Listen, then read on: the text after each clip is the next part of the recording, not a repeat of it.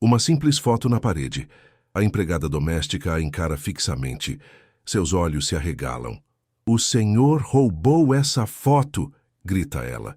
O milionário fica pálido, sem palavras. Que segredo conecta essas duas pessoas de mundos tão diferentes? De onde você é que está assistindo a este vídeo? Deixe-me saber nos comentários. Não se esqueça de se inscrever e deixar seu like para descobrir esta história incrível. Na silenciosa mansão do proeminente milionário Augusto Viana, os corredores pareciam carregar o peso de histórias jamais contadas. As paredes, cobertas de obras de arte caras, escondiam segredos que nem o tempo havia conseguido apagar. Helena Mendonça, a empregada doméstica de 30 anos, entrou no escritório para realizar sua rotina diária de limpeza. O ambiente era impecável. Móveis de mogno, livros perfeitamente alinhados e uma grande janela por onde entrava a fria luz da manhã. Enquanto tirava o pó das estantes, algo chamou sua atenção. Na parede, entre retratos luxuosos e diplomas, havia uma fotografia antiga emoldurada em ouro. Helena se aproximou e por um instante o tempo pareceu parar. Era uma imagem de uma paisagem rural, o mesmo vilarejo onde nascera, com o rio sinuoso e a velha ponte de madeira que cruzava todos os dias quando era menina. Ao fundo via-se uma casa simples, a de sua família, e nela duas figuras familiares demais. Seu coração acelerou. Tocou o vidro com mãos trêmulas, invadida por uma mistura de comoção, indignação e nostalgia. "Não pode ser. Esta foto era da minha família", murmurou quase sem voz. Lembrou-se então de quando sua mãe lhe disse que aquela fotografia havia desaparecido após a morte de seu pai, levada por um misterioso comprador. De repente, a porta se abriu. O Sr. Augusto entrou impecavelmente vestido, carregando uma pasta de documentos. Ele parou ao vê-la em frente à fotografia. "Helena, o que está fazendo aqui?" perguntou, tentando soar calmo, mas a tensão em sua voz o denunciava. Helena se virou, seu rosto dominado pela emoção.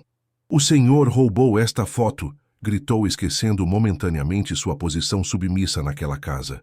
O eco de sua voz encheu o escritório, e Augusto empalideceu, sem palavras. "Esta fotografia era do meu pai. Desapareceu quando ele morreu. Como o senhor a conseguiu?" exigiu saber. Augusto desviou o olhar, visivelmente afetado, e respondeu com voz trêmula: Eu não roubei nada. Esta foto foi comprada há muitos anos. Eu não tinha ideia de que..." Antes que terminasse, Helena o interrompeu, sua voz carregada de raiva e dor. De que significava algo para alguém pobre demais para recuperar o que era seu? O ar ficou pesado.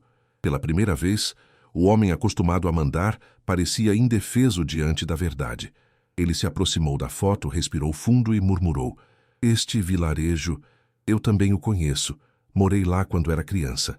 Helena o olhou confusa. "Isso é impossível. Minha família viveu lá a vida toda." O silêncio que se seguiu foi quase insuportável. Os dois olharam para a fotografia. Agora não apenas um objeto, mas um espelho de um passado que talvez os unisse. A tensão flutuava no ar, e algo no olhar de Augusto sugeria que havia mais por trás daquela coincidência. Enquanto a luz da tarde começava a mudar, ambos permaneceram imóveis, como se o tempo tivesse parado naquela moldura dourada que guardava muito mais do que uma simples imagem. O escritório mergulhou em um silêncio tenso. Helena permanecia de pé, com as mãos ainda trêmulas enquanto Augusto se aproximava lentamente da fotografia. Seus dedos, adornados com um anel de ouro maciço, tocaram a moldura com uma delicadeza imprópria de um homem de negócios. "Esta casa", murmurou, apontando para a pequena moradia que aparecia ao fundo. "Era onde você morava?" Helena assentiu, incapaz de articular uma palavra. A raiva inicial havia se transformado em uma confusão que lhe oprimia o peito. "Antes de ser sua casa, pertenceu à família Moraes", continuou Augusto, sua voz tingida de nostalgia. "Minha mãe trabalhava para eles como cozinheira. Eu cresci na cabana de serviço atrás daquela colina." Os olhos de Helena se arregalaram de surpresa. Jamais ouvira falar de uma família Moraes, nem de nenhuma cabana de serviço. Será que seu pai lhe havia escondido parte da história de seu lar? O senhor está mentindo, disse Helena, recuperando parte de sua indignação. Essa casa pertenceu à minha família por gerações. Meu avô, Martim Mendonça, a construiu com as próprias mãos. Augusto a olhou com uma expressão indecifrável. Seus olhos de um cinza aço pareciam conter décadas de segredos. Seu avô, Martim Mendonça, certo? Perguntou ele com voz baixa. O sangue fugiu do rosto de Helena. Como sabe o nome do meu avô? O milionário dirigiu-se à sua mesa e, após inserir uma combinação em um pequeno cofre disfarçado atrás de um quadro, retirou um envelope amarelado. Abriu-o com cuidado e tirou um documento antigo. Porque eu tenho a escritura original dessa propriedade, respondeu, estendendo o papel para ela. E a história que você conhece não está completa. Helena pegou o documento com mãos trêmulas. Era uma escritura de propriedade em nome de Frederico Moraes, datada de 1952, quase 20 anos antes de seu avô supostamente construir a casa. Isso não pode ser, balbuciou, sentindo o chão se mover sob seus pés. Meu pai nunca mencionou. Há muitas coisas que não são mencionadas nas famílias, interrompeu Augusto, sua voz agora mais firme, especialmente quando envolvem vergonha, traição ou dívidas. O relógio de parede marcou 5 horas com um som metálico que ressoou como um presságio. Helena levantou o olhar do documento, encontrando os olhos de Augusto, que pareciam desafiá-la a perguntar mais. Que relação o senhor tem com minha família? Atreveu-se a perguntar, com uma voz que mal reconheceu como sua. Por que comprou esta fotografia? Por que guarda esses documentos? Augusto voltou a olhar para a fotografia, seu rosto refletindo uma batalha interna. Quando finalmente falou, sua voz soava diferente, como se as palavras emergissem de um lugar profundo e esquecido. Porque seu pai, Helena, me deve algo que nem todo o dinheiro do mundo pode comprar. A confissão ficou suspensa no ar como uma sentença, enquanto o sol começava a se pôr atrás das montanhas, projetando sombras alongadas sobre os dois estranhos unidos por um passado que apenas começava a se revelar. A manhã seguinte amanheceu cinzenta e úmida, como se o céu compartilhasse o pesar que Helena sentia. Não havia dormido a noite toda, revirando-se na pequena cama de seu quarto na ala de serviço, repassando indefinidamente as palavras de Augusto. As perguntas se acumulavam em sua mente. Que dívida seu pai tinha com aquele homem? Que segredos sua família escondia? Levantou-se antes do amanhecer e, contra seu costume, dirigiu-se à cozinha para preparar um café. Para sua surpresa, Augusto já estava lá, sentado junto à janela, contemplando o jardim com uma xícara entre as mãos. Vestia-se casualmente, sem a armadura de ternos caros que normalmente o caracterizava. Bom dia, Helena, disse ele sem se virar, como se tivesse sentido sua presença. O café está fresco. Helena hesitou, mas finalmente serviu-se de uma xícara e, após um momento de hesitação, sentou-se à frente dele. Preciso de respostas, disse ela diretamente, ignorando qualquer formalidade. Não posso continuar trabalhando aqui sem saber o que aconteceu entre o senhor e meu pai. Augusto assentiu lentamente como se estivesse esperando por aquela conversa. Seu pai, Gabriel Mendonça, era meu amigo de infância, começou ele, com o olhar perdido em algum ponto do passado. Crescemos juntos naquele vilarejo, apesar de nossas circunstâncias diferentes. Helena ouvia atentamente, tentando conciliar essa nova informação com as lembranças de seu pai reservado. Quando completamos 16 anos, algo aconteceu que mudou nossas vidas para sempre, continuou Augusto. Encontramos algo de valor na velha mina abandonada perto do rio, algo que poderia ter tirado nós dois da pobreza. O milionário fez uma pausa, bebendo um gole de café que já devia estar frio. O que encontraram? Perguntou Helena, incapaz de conter sua curiosidade. Um antigo baú com moedas de ouro e documentos históricos, respondeu Augusto. Relíquias da época colonial, que valiam uma fortuna. Fizemos um pacto. Venderíamos tudo e dividiríamos os lucros para estudar e progredir juntos. O rosto de Augusto se ensombrou, e seus nós dos dedos ficaram brancos ao redor da xícara. Mas uma noite, enquanto eu estava na cidade procurando um comprador, seu pai pegou tudo e desapareceu. Quando voltei, não havia mais nada. Apenas aquela fotografia, que tinha caído dos bolsos dele na pressa de fugir. Helena sentiu o ar lhe faltar.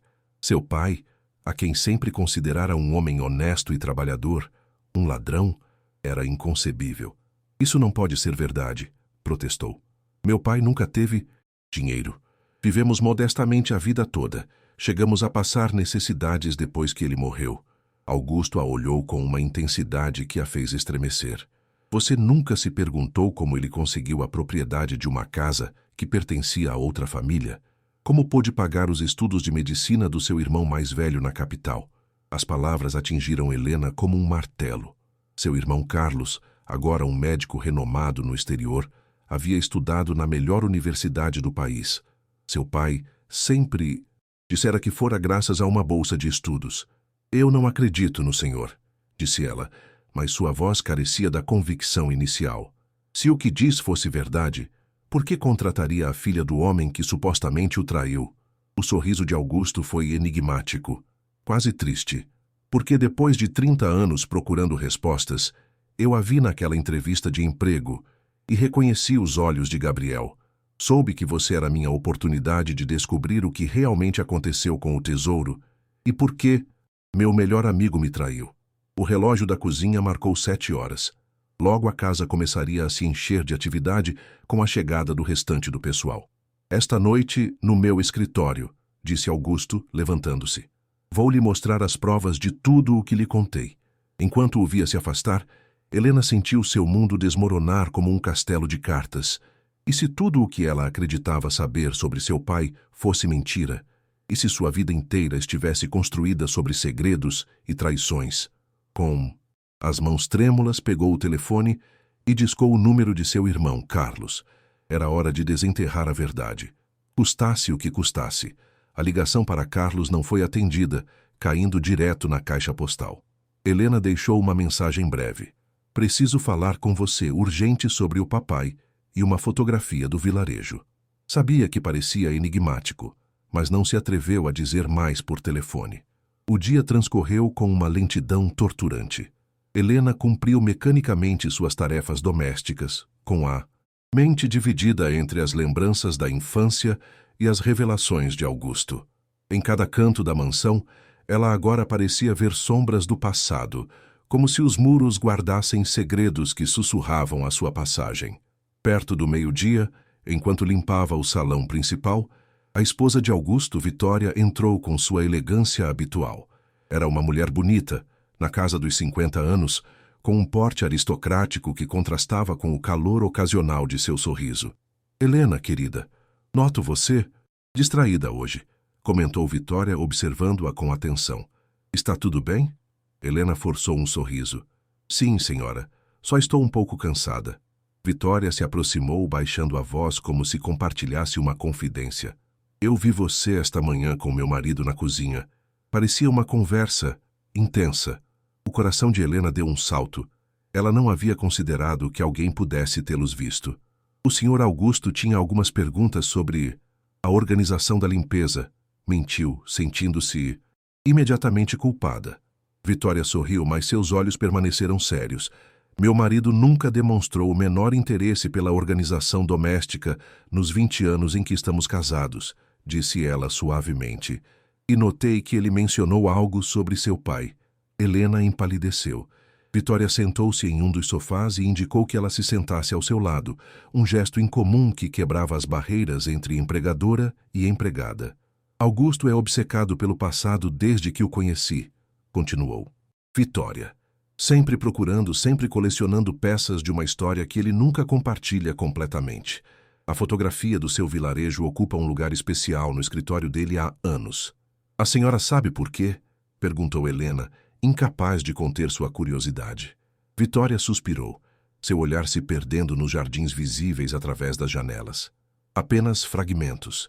Sei que ele cresceu naquele vilarejo, que perdeu os pais muito jovem e que sofreu algum tipo de traição que o marcou profundamente. Ela fez uma pausa. Augusto é um homem bem-sucedido, mas nunca foi completamente feliz, como se uma parte dele tivesse ficado presa naquele lugar, naquele tempo. Helena sentiu uma pontada de compaixão inesperada. Talvez Augusto também tivesse sido uma vítima à sua maneira. Esta noite ele vai me mostrar as provas do que aconteceu, confessou Helena. Vitória a olhou com súbito alarme. Tenha cuidado, Helena. Meu marido pode ser implacável quando se trata de acertar contas. Pendentes. Sua voz tornou-se quase um sussurro. E há segredos nesta casa que até eu temo conhecer. Antes que Helena pudesse perguntar mais, o mordomo apareceu anunciando uma ligação para a senhora. Vitória se levantou, apertando brevemente o ombro de Helena, em um gesto que poderia ser interpretado como advertência ou apoio. Talvez ambos.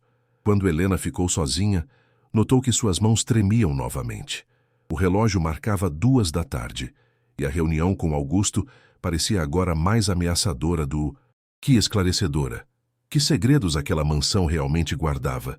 E por que Vitória parecia temer as revelações tanto quanto ela? Seu telefone vibrou no bolso, uma mensagem de um número desconhecido. Não confie em Augusto Viana. A história tem 2 lados. Nos vemos às 20h no café do Parque Central. Venha sozinha. A mensagem, sem assinatura, deixou Helena com uma nova incerteza. Quem estava tentando avisá-la? E mais importante, em quem ela deveria acreditar?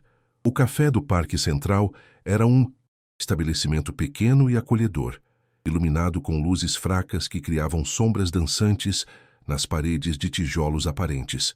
Helena chegou 15 minutos antes da hora marcada, escolhendo uma mesa afastada de onde podia observar a entrada. Decidira comparecer a esse encontro misterioso antes de sua reunião com Augusto, arriscando-se a chegar tarde à mansão se fosse necessário. Seu coração deu um salto quando a porta do café se abriu e uma mulher de cerca de 60 anos entrou. Apesar das rugas que marcavam seu rosto, Helena a reconheceu imediatamente. Rosa Martins, antiga vizinha de sua família no vilarejo e amiga próxima de sua falecida mãe. Dona Rosa! Exclamou Helena surpresa quando a mulher se aproximou de sua mesa. Foi a senhora que me enviou a mensagem? Rosa assentiu enquanto se sentava à sua frente, seus olhos escuros estudando-a com uma mistura de nostalgia e preocupação. Você cresceu tanto, pequena, disse ela com voz calorosa. Parece mais com sua mãe a cada dia. Como soube que eu estava aqui? E como conseguiu meu número? Perguntou Helena, confusa. Rosa tirou da bolsa uma carta amarelada e a colocou sobre a mesa. Sua mãe me deixou isto antes de morrer, com instruções para lhe entregar se algum dia Augusto Viana aparecesse em sua vida, explicou. Eu venho monitorando você desde que começou a trabalhar na casa dele. Seu irmão Carlos me avisou. Helena sentiu o ar lhe faltar. O Carlos sabe? Ele sabe sobre Augusto e o papai? Parcialmente, respondeu Rosa. Seu irmão era muito pequeno quando tudo aconteceu, mas sua mãe lhe contou algumas coisas antes de falecer. Ele tem protegido você à sua maneira, à distância. Com dedos trêmulos, Helena pegou a carta. O que diz? Leia você mesma, respondeu Rosa. São as palavras de Helena, sua mãe. A verdade que ela nunca se atreveu a lhe contar em vida. Helena abriu o envelope com cuidado e desdobrou o papel, reconhecendo imediatamente a caligrafia elegante de sua mãe. Minha querida. Helena, se você está lendo isto, significa que Augusto Viana entrou em sua vida e os fantasmas do passado retornaram. Há verdades que não pude lhe contar enquanto vivia, por medo e por vergonha, mas que agora você precisa saber. Seu pai não traiu Augusto como ele pensa. Naquela noite de 1988, Gabriel realmente pegou o tesouro, mas não por ganância. No dia anterior, ele descobrira que a mãe de Augusto estava gravemente doente, precisando de uma operação cara que sua família não podia pagar. Seu pai tentou convencer Augusto a usar parte do tesouro para salvá-la, mas ele se recusou, argumentando que aquele dinheiro era seu único bilhete para escapar da pobreza. Desesperado, Gabriel tomou uma decisão. Vendeu as antiguidades e pagou secretamente pela operação que salvou a vida de Luísa, a mãe de Augusto. Ele deixou o resto do dinheiro em uma conta bancária em nome de ambos. Mas quando voltou ao vilarejo para explicar tudo a Augusto, descobriu que este havia espalhado que Gabriel era um ladrão. Ninguém acreditou em sua versão, nem mesmo Luísa, que nunca soube quem havia pago por seu tratamento. Seu pai, desonrado e ameaçado, teve que fugir do vilarejo com nossa família. O dinheiro restante mal deu para comprar a casa onde você cresceu e pagar os estudos de Carlos. Gabriel morreu carregando esse peso. proibindo-me de contar a verdade até que fosse absolutamente necessário. A fotografia que Augusto tanto valoriza contém um segredo. Olhe atrás da moldura. Lá, você encontrará a prova que seu pai deixou, esperando que um dia a verdade viesse à tona. Eu te amo, filha. A verdade dói, mas também liberta. Mamãe. Lágrimas escorriam pelo rosto de Helena quando ela terminou de ler. Sua vida inteira havia mudado em alguns parágrafos. Seu pai não era um traidor, mas um homem que havia sacrificado sua reputação para salvar uma vida. A mãe de Augusto... murmurou. Ela está viva? Rosa balançou a cabeça. Faleceu há 10 anos, sem jamais saber quem pagou por sua operação. Helena olhou para o relógio. 20h45. Em 15 minutos ela deveria encontrar Augusto. Preciso ver o que há por trás daquela fotografia, disse ela com determinação. Tenho que voltar para a mansão agora mesmo. Rosa segurou seu braço quando ela se levantou. Tenha cuidado, Helena. Augusto dedicou sua vida a buscar vingança. Quando ele descobrir a verdade, não sabemos como reagirá. Helena assentiu, guardando a carta em sua bolsa. Enquanto se dirigia para a porta, uma nova determinação ardia em seu interior. Naquela noite, não seria Augusto quem revelaria segredos. Seria ela quem confrontaria o milionário com uma verdade que permanecera oculta por 3 décadas. A chuva caía com força quando Helena cruzou os portões da mansão Viana. Encharcada e ofegante, ela se dirigiu diretamente ao escritório de Augusto, ignorando os olhares curiosos dos funcionários que ainda permaneciam na casa. Sua mente era um turbilhão de emoções, raiva, tristeza, esperança e, acima de tudo, uma determinação inabalável de reivindicar a memória de seu pai. Ao chegar em frente à porta de carvalho esculpido, respirou fundo antes de bater. Para sua surpresa, a porta se abriu antes que seus nós dos dedos tocassem a madeira.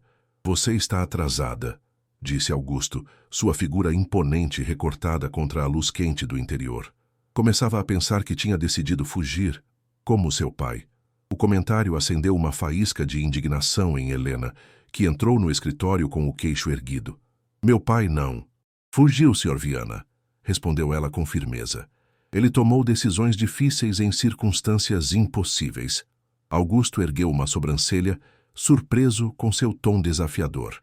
Fechou a porta e dirigiu-se à sua escrivaninha, onde 2 taças de cristal e uma garrafa de conhaque esperavam. Vejo que esteve falando com alguém, comentou enquanto servia a bebida. Posso perguntar quem andou lhe contando histórias? Helena permaneceu de pé, ignorando a taça que ele lhe oferecia. Falei com Rosa Martins, disse ela diretamente, e li uma carta da minha mãe. A mão de Augusto parou a meio caminho da boca, de forma quase imperceptível, antes de continuar o gesto e beber um gole. Rosa sempre foi leal à sua família, comentou com um sorriso tenso. Imagino que ela tenha pintado um retrato muito favorável de Gabriel. Quero ver a parte de trás da fotografia, exigiu Helena, ignorando seu comentário. Augusto largou a taça sobre a mesa, com um baque seco. O que se supõe que haja atrás da minha fotografia? Perguntou sua voz subitamente fria. A verdade, respondeu Helena simplesmente. Eles se encararam em silêncio, como 2 jogadores avaliando suas cartas antes da aposta final. Lá fora, a tempestade aumentava, batendo nas janelas com fúria, como se a própria natureza quisesse participar do confronto. Finalmente Augusto assentiu. Muito bem, disse, dirigindo-se à parede onde a fotografia estava pendurada. Vejamos que segredos esta relíquia guarda. Com cuidado, ele retirou a moldura dourada e a colocou sobre a mesa. Virou o objeto e começou a remover os pequenos pregos que seguravam o fundo de papelão. Helena observava cada movimento, prendendo a respiração. Quando o último prego cedeu, Augusto levantou a proteção traseira. Entre o vidro e o fundo, havia um envelope pequeno e amarelado. Augusto o encarou fixamente, como se não pudesse acreditar no que via. 30 anos, murmurou. Esteve aqui por 30 anos. Com dedos levemente trêmulos, ele retirou o envelope e o abriu. Dentro havia um recibo médico em nome de Luísa Viana, a mãe de Augusto, por uma cirurgia cardíaca realizada em 22 de julho de 1988. Ao lado do recibo, uma nota escrita à mão com letra apertada. Augusto, quando encontrar isto, talvez já seja tarde demais para nós. Não consegui convencê-lo a usar o dinheiro para salvar sua mãe. Então tomei a decisão por nós dois. A metade restante está em uma conta em nossos nomes no Banco Nacional, conta no 7392845. Não me arrependo de ter escolhido a vida dela em vez de nossos sonhos. Algum dia você entenderá que há tesouros que o dinheiro não pode comprar. Seu amigo sempre, Gabriel. O silêncio que se seguiu foi ensurdecedor. Augusto deixou-se cair em sua poltrona, a nota tremendo em sua mão. Minha mãe sempre disse que um anjo anônimo havia pago por sua cirurgia, murmurou, sua voz quase inaudível. Eu nunca imaginei. Por que ele não me contou diretamente? Helena se aproximou, agora com compaixão em vez de raiva. O senhor já tinha espalhado rumores sobre ele no vilarejo, explicou suavemente. Ninguém teria acreditado nele. E depois, suponho que o orgulho e o medo o mantiveram calado. Augusto olhou para o recibo mais uma vez, passando o polegar sobre a assinatura do médico. Eu sobrevivi graças à minha mãe, disse ele mais para si mesmo do que para Helena. E ela sobreviveu graças a Gabriel. Toda a minha vida, meu sucesso, minha fortuna, devo ao homem que odiei por décadas. Helena observou enquanto a máscara do poderoso milionário se desfazia, revelando o menino ferido que ainda vivia dentro dele. Por um instante, ela pôde ver o jovem Augusto, o amigo de infância de seu pai, antes que o tempo e os mal-entendidos os separassem. Ainda há mais, disse Helena, sentando-se à frente dele. A conta bancária. O senhor alguma vez a procurou? Augusto balançou a cabeça. Eu nunca soube de nenhuma conta. Sempre pensei que Gabriel tivesse gasto todo o dinheiro. Um relâmpago iluminou o cômodo, seguido pelo retumbar do trovão que pareceu abalar os alicerces da mansão. Nesse preciso momento, a porta do escritório se abriu abruptamente. Vitória apareceu no umbral, seu rosto pálido, contrastando com seu elegante vestido preto. Augusto, precisamos conversar, disse ela com urgência, antes de notar a presença de Helena. Ah, não sabia que estava ocupado. Não importa, respondeu Augusto, com uma voz que Helena nunca lhe ouvira antes, carregada de emoção contida. Acho que isto lhe diz respeito. Também, Vitória. Afinal, nossa fortuna parece estar construída sobre uma mentira que mantive por tempo demais. Vitória olhou alternadamente para o marido e para a empregada, notando o recibo e a nota sobre a mesa. O que está acontecendo aqui? Perguntou ela com evidente preocupação. Augusto ergueu o olhar para a esposa e uma lágrima solitária escorregou por sua bochecha. A verdade, querida, respondeu ele com voz embargada. Depois de 30 anos, ela finalmente veio à tona. A biblioteca da mansão Viana havia se tornado um tribunal improvisado, onde o passado estava sendo julgado. Helena, Augusto e Vitória formavam um triângulo de tensão ao redor da lareira acesa, enquanto lá fora a tempestade continuava a descarregar sua fúria. Vitória ouvia com expressão imperturbável, enquanto Augusto relatava as descobertas da noite. O sacrifício de Gabriel, a cirurgia que salvou sua mãe, a conta bancária compartilhada que ele nunca reivindicou. Quando ele terminou, um silêncio denso invadiu a sala, interrompido apenas pelo crepitar das chamas.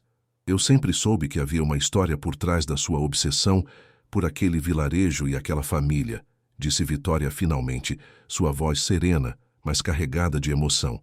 Mas nunca imaginei algo assim. Ela pegou a nota de Gabriel entre seus dedos finos, examinando-a com atenção.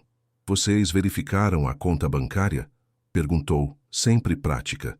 Depois de tanto tempo. Ainda não, respondeu Augusto. Mas farei isso amanhã, logo cedo. Helena, que permanecera em silêncio, finalmente falou. Meu pai morreu acreditando que o senhor o odiava, e minha mãe levou esse segredo para o túmulo para protegê-lo. Ela fez uma pausa. O que fazemos agora com essa verdade? Vitória se levantou e se dirigiu ao pequeno bar da biblioteca, servindo 3 doses de conhaque. Entregou uma a cada um antes de se sentar novamente. Acho que devemos brindar, disse ela com um sorriso triste, por Gabriel Mendonça, um homem que sacrificou sua reputação para salvar uma vida, e pelas verdades que, embora tardias, finalmente vêm à tona. Os três ergueram suas taças em um gesto solene. Helena sentiu um nó na garganta. Em apenas 24 horas, toda a sua percepção sobre seu pai, sobre Augusto, sobre sua própria história familiar, havia mudado radicalmente. Há algo que não entendo, disse ela após beber um gole. Se meu pai deixou metade do dinheiro naquela conta, por que vivemos com tantas limitações? Por que ele não usou esse dinheiro para nós? Augusto trocou um olhar com Vitória antes de responder. Talvez porque esse dinheiro estivesse manchado pela minha acusação, sugeriu. Talvez seu pai tenha considerado que usá-lo confirmaria as mentiras que eu havia espalhado sobre ele. Ou talvez, acrescentou Vitória com voz pensativa, ele o guardasse para quando você e seu irmão fossem mais velhos, como uma forma de explicar o que realmente havia acontecido. O telefone de Helena vibrou. Era uma mensagem de Carlos. Falou com a Rosa? Você está bem?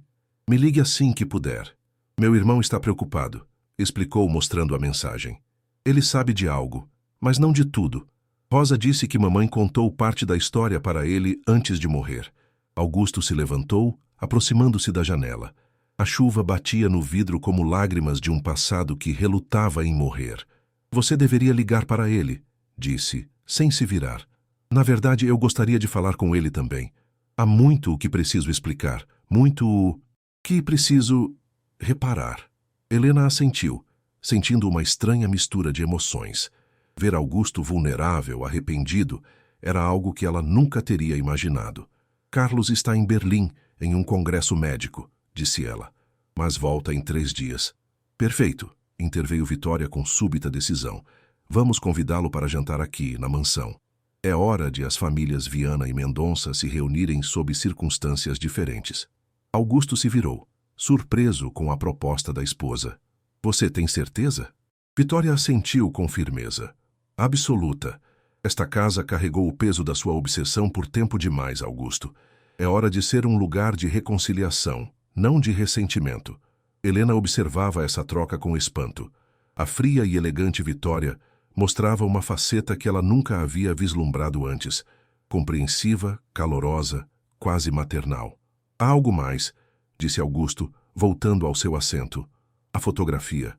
É sua, Helena. Sempre foi. Quero que você a leve com você. Helena sentiu as lágrimas virem aos seus olhos. Obrigada, murmurou. Significa muito para mim. O relógio da biblioteca marcou a meia-noite, com 12 badaladas que ressoaram como o fechamento de um ciclo e o início de outro. Quando o último som desapareceu, Augusto se inclinou para a frente com expressão séria. Mas antes de nos separarmos esta noite, há algo mais que vocês precisam saber. Sua voz adquiriu um tom sombrio. Algo sobre a verdadeira natureza do tesouro que Gabriel e eu encontramos. Porque não eram apenas moedas e antiguidades. Havia documentos que poderiam mudar a história do nosso vilarejo. Documentos que, se minha teoria estiver correta, podem explicar por que sua casa de família, Helena, sempre foi mais importante do que qualquer um imaginou. A chuva recomeçou de repente, como se o próprio céu quisesse abafar as revelações que estavam por vir. Vitória e Helena trocaram olhares de inquietação, enquanto Augusto se levantava para retirar de uma gaveta secreta da biblioteca um velho caderno de couro que parecia ter sobrevivido a várias gerações. Este diário, disse ele colocando-o sobre a mesa, pertenceu ao fundador do nosso vilarejo e menciona um segredo enterrado sob uma casa construída junto ao rio, a casa que aparece em nossa fotografia. A manhã seguinte amanheceu clara, como se a tempestade da noite anterior tivesse levado consigo os últimos vestígios do segredo que permanecera oculto por décadas. Helena acordou em seu quarto na ala de serviço, mas com uma sensação completamente diferente. Não era mais simplesmente a empregada doméstica da mansão Viana. Agora, era parte de uma história entrelaçada que unia seu destino ao de seus empregadores de formas que nunca teria imaginado. Vestiu-se rapidamente e, em vez de se dirigir à cozinha para iniciar suas tarefas habituais, encaminhou-se para a sala de jantar principal, onde, segundo Vitória lhe informara na noite anterior, a esperavam para o café da manhã. Essa quebra do protocolo habitual da casa era apenas a primeira de muitas mudanças que estavam por vir. Ao entrar na elegante sala de jantar, encontrou Augusto e Vitória já sentados, conversando em voz baixa. Ambos levantaram o olhar e lhe sorriram, convidando-a a se juntar a eles. Helena notou que sobre a mesa, ao lado das xícaras de café e da cesta de pães, estava o velho diário que Augusto lhes havia mostrado na noite anterior. "Bom dia, Helena", cumprimentou Vitória com um calor incomum. "Espero que tenha conseguido descansar pouco depois de tudo." Helena sentou-se, sentindo-se estranhamente desconfortável com esse novo tratamento. As hierarquias estabelecidas durante anos não se dissolviam em uma única noite. "Dormi surpreendentemente bem", respondeu, "embora minha mente não tenha parado de dar voltas em tudo o que descobrimos." Augusto serviu-lhe café, um gesto que jamais teria realizado antes, invertendo completamente os papéis habituais. "Estive revisando este diário durante toda a madrugada", disse ele, apontando para o caderno de couro. "E cada página confirma minha teoria. A casa da sua família, Helena, foi construída sobre os restos de uma antiga missão jesuíta do século XVII. Helena tomou um gole de café, processando essa informação. "E o que isso significa exatamente?" "Significa", interveio Vitória, "que sob aquela casa pode haver mais do que simples alicerces. Os jesuítas eram conhecidos por esconder tesouros e documentos importantes durante as perseguições religiosas. O que Gabriel e eu encontramos na mina provavelmente foi apenas uma pequena parte de algo muito maior", continuou Augusto. "O diário fala de um depósito principal, um arquivo secreto que continha não apenas riquezas materiais, mas conhecimentos preservados, mapas, manuscritos, registros históricos que nunca chegaram aos arquivos oficiais." Helena tentava assimilar tudo isso enquanto passava manteiga em uma torrada, um ato cotidiano que contrastava com a magnitude do que estava ouvindo. "Mas minha família viveu naquela casa por gerações", objetou. "Se houvesse algo embaixo, certamente teriam descoberto." "Não necessariamente", respondeu Augusto, passando as páginas amareladas do diário até parar em um desenho do que parecia ser uma planta. "Segundo isto, o acesso ao depósito subterrâneo era engenhosamente oculto. Só podia ser aberto alinhando certos elementos arquitetônicos durante o solstício de verão, quando a luz do sol entrava em um ângulo específico. Como um mecanismo de segurança ancestral", acrescentou Vitória, visivelmente fascinada. "Um sistema que dependia da astronomia, não de chaves que poderiam ser perdidas ou roubadas." Helena lembrou-se de repente de um detalhe de sua infância. Todo ano, no dia 21 de junho, sua avó insistia em realizar um ritual estranho. Colocava um espelho antigo em certo ângulo na sala principal e observava como a luz refletida criava padrões na parede oposta. Sempre pensara que era uma superstição ou um jogo. "Minha avó", murmurou com os olhos muito abertos. "Acho que ela sabia de algo. A cada solstício ela fazia uma espécie de ritual com espelhos e luz solar." Augusto e Vitória trocaram olhares de espanto. "Está vendo?" exclamou Augusto, batendo suavemente na mesa. "A tradição se manteve, embora o conhecimento completo tenha se perdido com o tempo." Sua avó estava repetindo um ritual cujo propósito original havia sido esquecido. "O próximo solstício de verão é em menos de um mês", observou Vitória, consultando o calendário em seu celular. 21 de junho. Um silêncio carregado de possibilidades encheu a sala de jantar. Finalmente, foi Augusto quem o quebrou, com uma proposta que teria sido impensável apenas 2 dias atrás. "Acho que devemos viajar para o vilarejo", disse ele com decisão. "Nós 3, junto com seu irmão Carlos, quando ele voltar. Precisamos estar lá para o solstício." Helena sentiu seu coração acelerar. Voltar ao vilarejo, à casa de sua infância, com essas novas revelações. "A casa", começou ela hesitante. "Não sei em que condições estará. Depois da morte da minha mãe, ficou abandonada. Ninguém da família voltou lá há anos." "Não se preocupe com isso", interveio Vitória com seu característico senso prático. "Podemos enviar alguém antes para arrumá-la." O telefone de Helena tocou. Era uma mensagem de Carlos confirmando que chegaria em 3 dias. Mostrando-a para Augusto e Vitória, ela sentiu que as peças de um novo quebra-cabeça começavam a se encaixar. "Então, temos um plano?" perguntou Vitória, levantando sua xícara de café como se brindasse. Viajaremos para o vilarejo para o solstício? Temos um plano, confirmou Augusto, com uma mistura de nostalgia e antecipação em sua voz. Depois de 30 anos, voltarei ao lugar onde tudo começou. Helena assentiu, sobrecarregada pela estranha sensação de estar vivendo um sonho. Há apenas 2 dias, era simplesmente uma empregada doméstica limpando o pó de uma fotografia. Agora, estava prestes a embarcar em uma aventura que poderia revelar segredos enterrados por séculos. Há mais uma coisa que vocês precisam saber, disse ela, lembrando-se subitamente de um detalhe importante. A última vez que falei com minha mãe antes de ela morrer, ela mencionou uma caixa que havia guardado no sótão da casa. Disse que continha a chave do nosso passado e futuro. Nunca entendi o que ela queria dizer. Augusto largou a xícara com um baque seco, visivelmente impactado. Uma caixa? Ela disse mais alguma coisa sobre ela?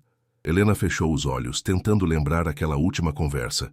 Apenas que tinha um símbolo gravado, uma espécie de estrela ou sol com 8 pontas. Augusto abriu o diário com mãos trêmulas, passando rapidamente as páginas, até encontrar o que procurava. Um desenho exatamente do mesmo símbolo que Helena acabara de descrever. O selo da ordem secreta dos jesuítas, murmurou com voz quase inaudível. A marca dos guardiões do conhecimento. Vitória e Helena se inclinaram para ver o desenho, sentindo o peso da história sobre seus ombros. Lá fora, o jardim da mansão Viana resplandecia sob o sol primaveril, alheio ao redemoinho de revelações que estava prestes a mudar para sempre as vidas daqueles que se reuniam em torno daquele antigo diário e de uma fotografia de família que guardara segredos por tempo demais. 3 dias depois, a mansão Viana fervilhava de atividade. A notícia de que o Sr. Augusto, sua esposa Vitória e a empregada doméstica Helena viajariam juntos havia desencadeado uma onda de rumores entre os funcionários. Ninguém entendia essa súbita quebra do rígido protocolo que sempre regera a casa, e menos ainda compreendiam por que o quarto de hóspedes mais luxuoso estava sendo preparado para receber o irmão de Helena. Enquanto supervisionava os preparativos para o jantar daquela noite, Helena não podia evitar se sentir como uma estranha em ambos os mundos. O restante do pessoal agora a olhava com uma mistura de desconfiança e curiosidade, sem se atrever a perguntar diretamente o que havia mudado. Por outro lado, embora Augusto e Vitória a tratassem com uma nova cordialidade, anos de relação hierárquica não se dissolviam facilmente. A campainha tocou pontualmente às 7 da noite. Helena correu para a entrada, onde o mordomo já abria a porta para Carlos.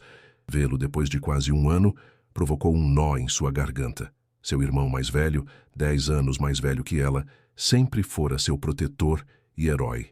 "Helena!" exclamou Carlos, abraçando-a. Com força. "Há quanto tempo?" Helena se afastou para olhá-lo.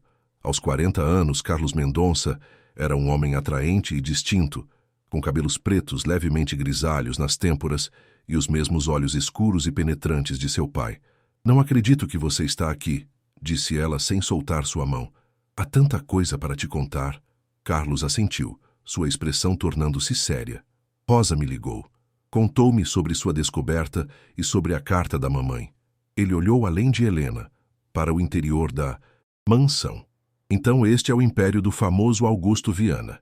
Como se tivesse ouvido seu nome, Augusto apareceu no hall de entrada, seguido por Vitória. Helena sentiu a tensão imediata que surgiu entre os 2 homens. Carlos endireitou as costas, como se estivesse se preparando para um confronto. "Dr. Mendonça", cumprimentou Augusto, estendendo a mão. "É uma honra recebê-lo em minha casa." Carlos hesitou por um instante, antes de apertar a mão oferecida. "Sr. Viana", respondeu ele formalmente. "Confesso que nunca imaginei que entraria voluntariamente em sua casa."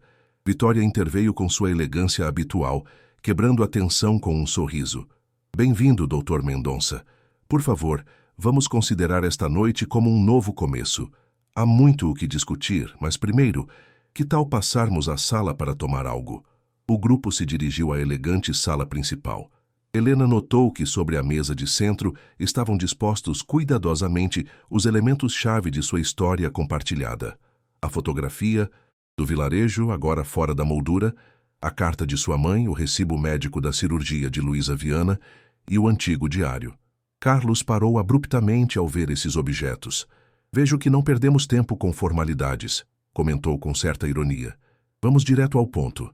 A vida é muito curta para rodeios desnecessários, respondeu Augusto, indicando-lhe que se sentasse. Especialmente quando perdemos 30 anos em mal-entendidos. Durante a hora seguinte, os 4 revisaram cada documento, cada peça de evidência. Helena observava seu irmão, notando como sua expressão passava da desconfiança inicial para um espanto genuíno, especialmente quando Augusto lhe mostrou o diário e explicou a teoria sobre a casa da família. Lembro-me vagamente dos rituais da vovó durante o solstício, disse Carlos pensativo. Sempre me pareceram superstições sem sentido. Nunca imaginei. Nenhum de nós podia imaginar a verdade completa, interveio Vitória. Cada um tinha apenas peças do quebra-cabeça. Mordomo anunciou que o jantar estava servido. Enquanto se dirigiam à sala de jantar, Carlos se aproximou de Helena e sussurrou. Você confia neles agora? Helena hesitou antes de responder. Acho que sim. Eles têm sido completamente transparentes nestes dias. E Vitória? Ela é diferente do que eu sempre pensei. O jantar transcorreu em um ambiente surpreendentemente relaxado, com Vitória conduzindo habilmente a conversa para temas neutros. Os avanços médicos que Carlos estava pesquisando na Alemanha, histórias de viagens até discussões sobre literatura e arte. Helena se maravilhava com a capacidade de Vitória de criar um espaço onde 4 pessoas tão diferentes podiam compartilhar uma mesa como iguais, apesar do peso da história que os unia. Foi durante a sobremesa que Augusto finalmente abordou o tema que todos esperavam. Doutor Mendonça, Carlos, se me permite, começou. Tenho pensado muito sobre como reparar o dano que causei à sua família.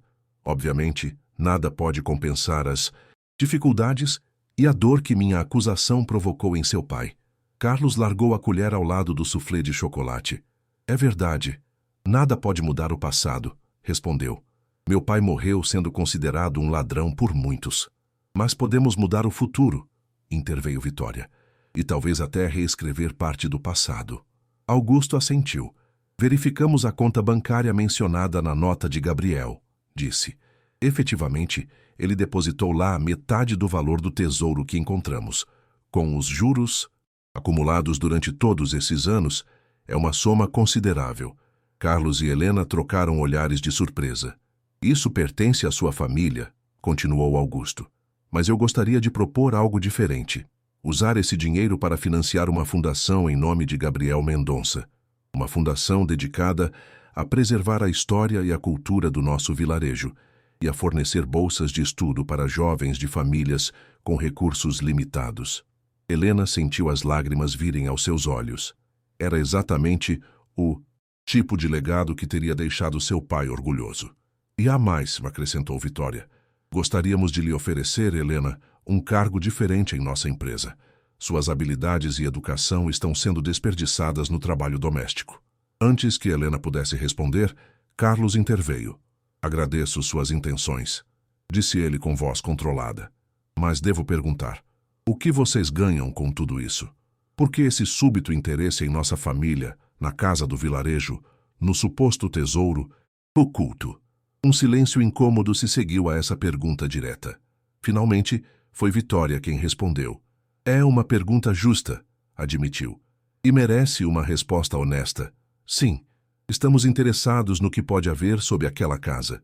Se existe um arquivo histórico como o que o diário descreve, seu valor acadêmico e cultural seria incalculável. Mas há algo mais, acrescentou Augusto, olhando diretamente para Carlos. Durante 30 anos construí um império financeiro. Acumulei mais riqueza do que poderia gastar em várias vidas. E, no entanto, nunca encontrei paz. Esta descoberta, esta reconciliação, é minha oportunidade de redenção. Carlos manteve seu olhar penetrante sobre Augusto, como se avaliasse a sinceridade de suas palavras. E se não houver nada debaixo da casa? Perguntou. Se tudo isso for apenas uma lenda? Augusto sorriu pela primeira vez em toda a noite. Um sorriso genuíno que transformou seu rosto habitualmente severo. Então, teremos feito uma viagem em família ao vilarejo onde todos temos raízes, respondeu. E teremos começado a reparar os danos de 3 décadas. parece-me um bom resultado em qualquer caso. Vitória ergueu sua taça. Pelos novos começos, propôs, e pelo solstício de verão, que nos revelará se há mais história para descobrir. Os 4 brindaram unindo suas taças no centro da mesa. Enquanto o cristal tilintava, Helena sentiu que algo se fechava e algo novo começava. A fotografia que havia desencadeado tudo isso já não era apenas uma imagem do passado, mas uma janela para um futuro inesperado. Quando Carlos se retirou para seu quarto mais tarde naquela noite, ele puxou Helena pelo braço e a levou para um canto.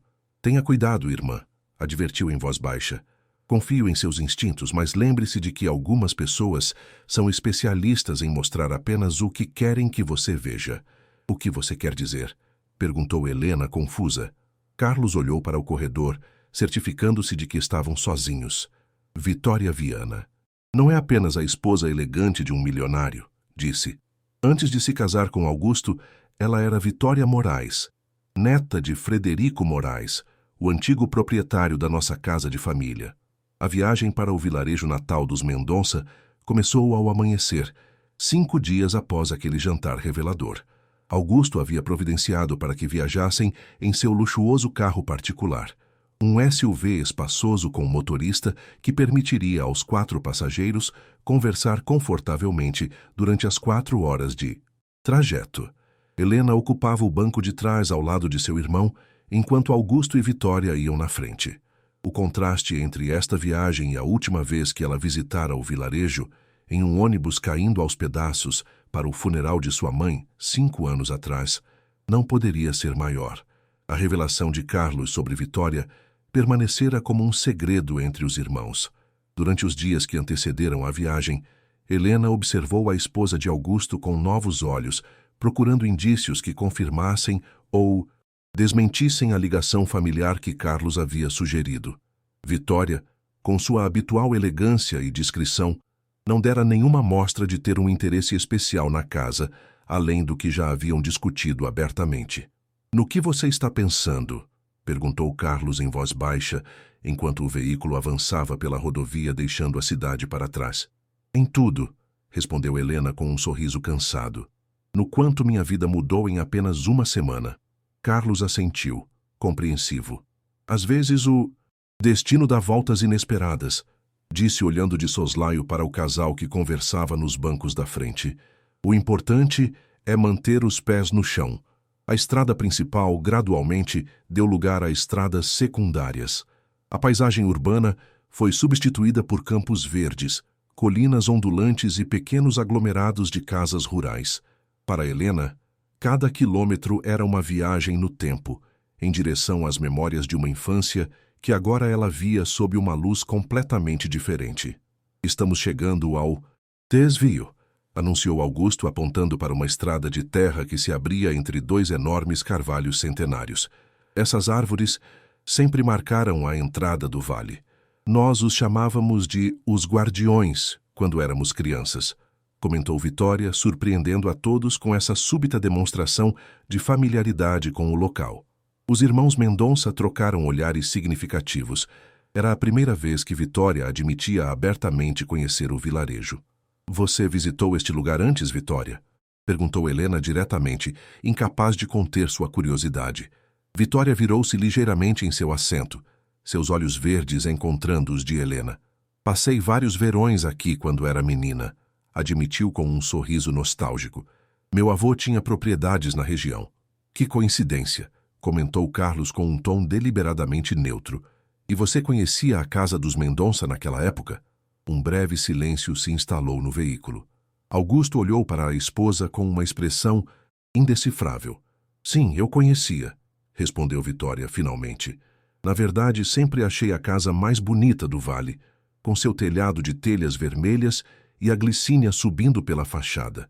Helena sentiu um arrepio. A descrição era exata, até o último detalhe. "Parece que todos nós estamos conectados a este lugar de formas que mal começamos a entender", observou Augusto, quebrando a tensão. "Talvez não seja coincidência que tenhamos nos reunido agora." O veículo avançava lentamente pela estrada de terra, levantando nuvens de poeira. Ao longe, começou a se vislumbrar o pequeno vilarejo. Um punhado de casas agrupadas em torno de uma praça central, a torre da igreja elevando-se acima dos telhados e, mais além, perto do rio sinuoso, a casa dos Mendonça. Quando finalmente chegaram, os 4 permaneceram por um momento em silêncio dentro do veículo, contemplando a cena. A casa, embora evidentemente negligenciada após anos de abandono, mantinha uma certa dignidade em sua estrutura de 2 andares. As telhas vermelhas estavam parcialmente cobertas de musgo. A glicínia havia crescido descontroladamente, cobrindo quase toda a fachada, e o jardim agora era um terreno invadido pela vegetação. Mas mesmo nesse estado, emanava um charme especial, como se guardasse zelosamente os segredos que eles vieram descobrir. Lar, doce lar, murmurou Carlos, com uma mistura de nostalgia e tristeza. Eles desceram do veículo e se aproximaram lentamente da entrada. Helena notou que Vitória observava cada detalhe da casa com uma intensidade que ia além da simples curiosidade. Seus olhos percorriam meticulosamente as janelas, o telhado, a disposição da porta principal, como se estivesse confirmando informações que já possuía. Carlos tirou do bolso a velha chave de ferro que herdara após a morte de sua mãe e abriu a porta principal, que cedeu com um rangido de protesto. O interior estava em penumbra, com os móveis cobertos por lençóis brancos que os faziam parecer fantasmas, silenciosos de uma vida passada. Vou mandar o motorista ao vilarejo buscar mantimentos e algumas ferramentas, disse Augusto, avaliando o estado da casa. Enquanto isso, poderíamos percorrer o lugar e determinar o que precisa de atenção imediata. Vitória havia se adiantado, dirigindo-se sem hesitar para a sala principal. É aqui que a luz do solstício deve entrar, disse ela, apontando para a janela leste. Segundo o diário, o raio de sol deve se projetar exatamente naquele painel da parede oposta. Os irmãos Mendonça trocaram olhares novamente. A familiaridade de Vitória com a casa era precisa demais para ser casual. Como você sabe tanto sobre esta casa? Perguntou Carlos finalmente, abandonando as sutilezas. E não me diga que você só a viu de fora durante seus verões aqui. Vitória virou-se lentamente para encarar os irmãos. Seu rosto exibia uma expressão serena, quase resignada, como quem guardou um segredo por tempo demais e finalmente encontra alívio em revelá-lo. Acho que chegou a hora de ser completamente honesta, disse ela, olhando brevemente para Augusto, que assentiu em silêncio. Meu nome de solteira é Vitória Moraes. Frederico Moraes, o proprietário original desta casa, era meu avô. Helena sentiu seu coração acelerar. Carlos estava certo. Por que não mencionou isso antes? Perguntou, tentando controlar o tom acusatório em sua voz. Porque temi que não confiassem em nós se soubessem que tenho um interesse pessoal nesta propriedade, respondeu Vitória com franqueza. E porque a história completa é complicada. Augusto se aproximou da esposa, colocando a mão em seu ombro em um gesto de apoio. Vitória e eu não nos conhecemos por acaso, confessou. Ela me procurou deliberadamente há 21 anos, quando descobriu entre os papéis de seu avô referências ao tesouro e à história desta casa. Mas eu nunca imaginei me apaixonar pelo homem que pretendia usar para recuperar o legado da minha família, acrescentou Vitória com um sorriso triste. A vida tem um senso de humor estranho. Helena e Carlos permaneceram em silêncio, processando essa nova revelação que adicionava outra camada de complexidade à sua já intrincada história familiar. Então, toda essa reconciliação, esse súbito interesse em reparar o dano causado à nossa família, é apenas uma estratégia para acessar o que quer que esteja escondido sob esta casa? Perguntou Carlos, sua voz carregada de desconfiança. Vitória negou veementemente. Não, Carlos. O arrependimento de Augusto é genuíno, assim como o meu desejo de fazer a coisa certa. Mas seria desonesto negar que também tenho um interesse pessoal em descobrir a verdade sobre o legado da minha família. O tesouro material nunca foi o importante, interveio Augusto. São os documentos, o conhecimento que sempre esteve em jogo, e pertence tanto aos Moraes quanto aos Mendonça, e talvez ao mundo inteiro. Um silêncio tenso encheu a sala. Através das janelas empoeiradas, o sol da tarde projetava feixes de luz que desenhavam padrões no chão de madeira. Helena observou um desses raios de luz e, de repente, teve uma revelação. O sótão, disse ela abruptamente. Mamãe mencionou uma caixa no sótão. Deveríamos começar por lá. Sem esperar resposta, ela se dirigiu para a escada que levava ao andar superior. Os outros a seguiram, cientes de que, apesar das novas tensões e dúvidas, todos agora compartilhavam um objetivo comum: descobrir a verdade que a casa guardara por gerações. Enquanto subiam os degraus desgastados de madeira, Helena sentia que estava subindo também em direção a uma compreensão mais profunda de sua própria história familiar. Cada degrau era um passo em direção a um passado que, de alguma forma, também determinaria seu futuro. O sótão estava exatamente como Helena o lembrava: um espaço amplo sob o telhado inclinado, com vigas de madeira escura cruzando o teto e pequenas janelas circulares que deixavam entrar uma luz difusa. A poeira dançava nos raios de sol e o ar cheirava a madeira velha e a memórias esquecidas. Baús antigos, móveis cobertos por lençóis amarelados e caixas de papelão se amontoavam, criando um labirinto de objetos que haviam sido considerados valiosos demais para serem descartados, mas não o suficiente para serem mantidos à vista. "Por onde começamos?" perguntou Augusto, contemplando o caos organizado do sótão. "Mamãe disse que a caixa tinha um símbolo gravado", lembrou Helena. "Uma estrela ou sol com 8 pontas. Deveríamos nos dividir", sugeriu Carlos. 4 pessoas, 4 setores do sótão. Cada um tomou uma área e começou a examinar metodicamente caixas, baús e estantes empoeiradas. Helena sentia uma estranha mistura de nostalgia e antecipação enquanto revirava objetos que não via há anos. O velho álbum de fotografias de seus avós, os livros escolares de sua infância, uma boneca de porcelana com a qual nunca a deixaram brincar por seu valor sentimental. Foi Vitória quem finalmente encontrou algo. "Olhem isto." Ela chamou de um canto especialmente escuro do sótão. Os 3 se aproximaram rapidamente. Vitória apontava para um pequeno alçapão no chão, quase invisível sob um tapete envelhecido que ela havia removido. Na madeira do alçapão, entalhado com precisão, distinguia-se o símbolo que procuravam: um sol com 8 raios pontiagudos. "É como um cofre oculto no próprio chão do sótão", observou Carlos, ajoelhando-se para examinar mais de perto. Engenhoso. O alçapão não tinha uma fechadura convencional, mas sim um mecanismo circular, com símbolos gravados ao redor. "É uma combinação", disse Augusto, "mas não com números, e sim com símbolos astronômicos." Vitória assentiu, seus olhos brilhando com entusiasmo acadêmico. "Os jesuítas eram grandes astrônomos", explicou. "Este tipo de mecanismo era comum em suas câmaras secretas. A combinação provavelmente tem relação com alguma data significativa ou configuração celestial." Helena lembrou-se de repente de uma canção de ninar que sua mãe costumava cantar para ela, uma melodia estranha com palavras que ela nunca entendera completamente. Sol, lua, estrela e mar. Gira a roda para encontrar Vênus, Marte, Júpiter, Saturno. A porta se abrirá. "Acho que sei a combinação", disse ela, surpreendendo a todos. "Ou pelo menos acho que minha mãe me ensinou sem que eu soubesse." Ela recitou a canção de ninar e Vitória assentiu com entusiasmo. "Esses são exatamente os símbolos que aparecem no mecanismo", exclamou. "Sol, lua, estrela, mar, provavelmente Netuno na astronomia jesuíta, Vênus, Marte, Júpiter e Saturno." Com mãos trêmulas, Helena girou o disco seguindo a sequência da canção.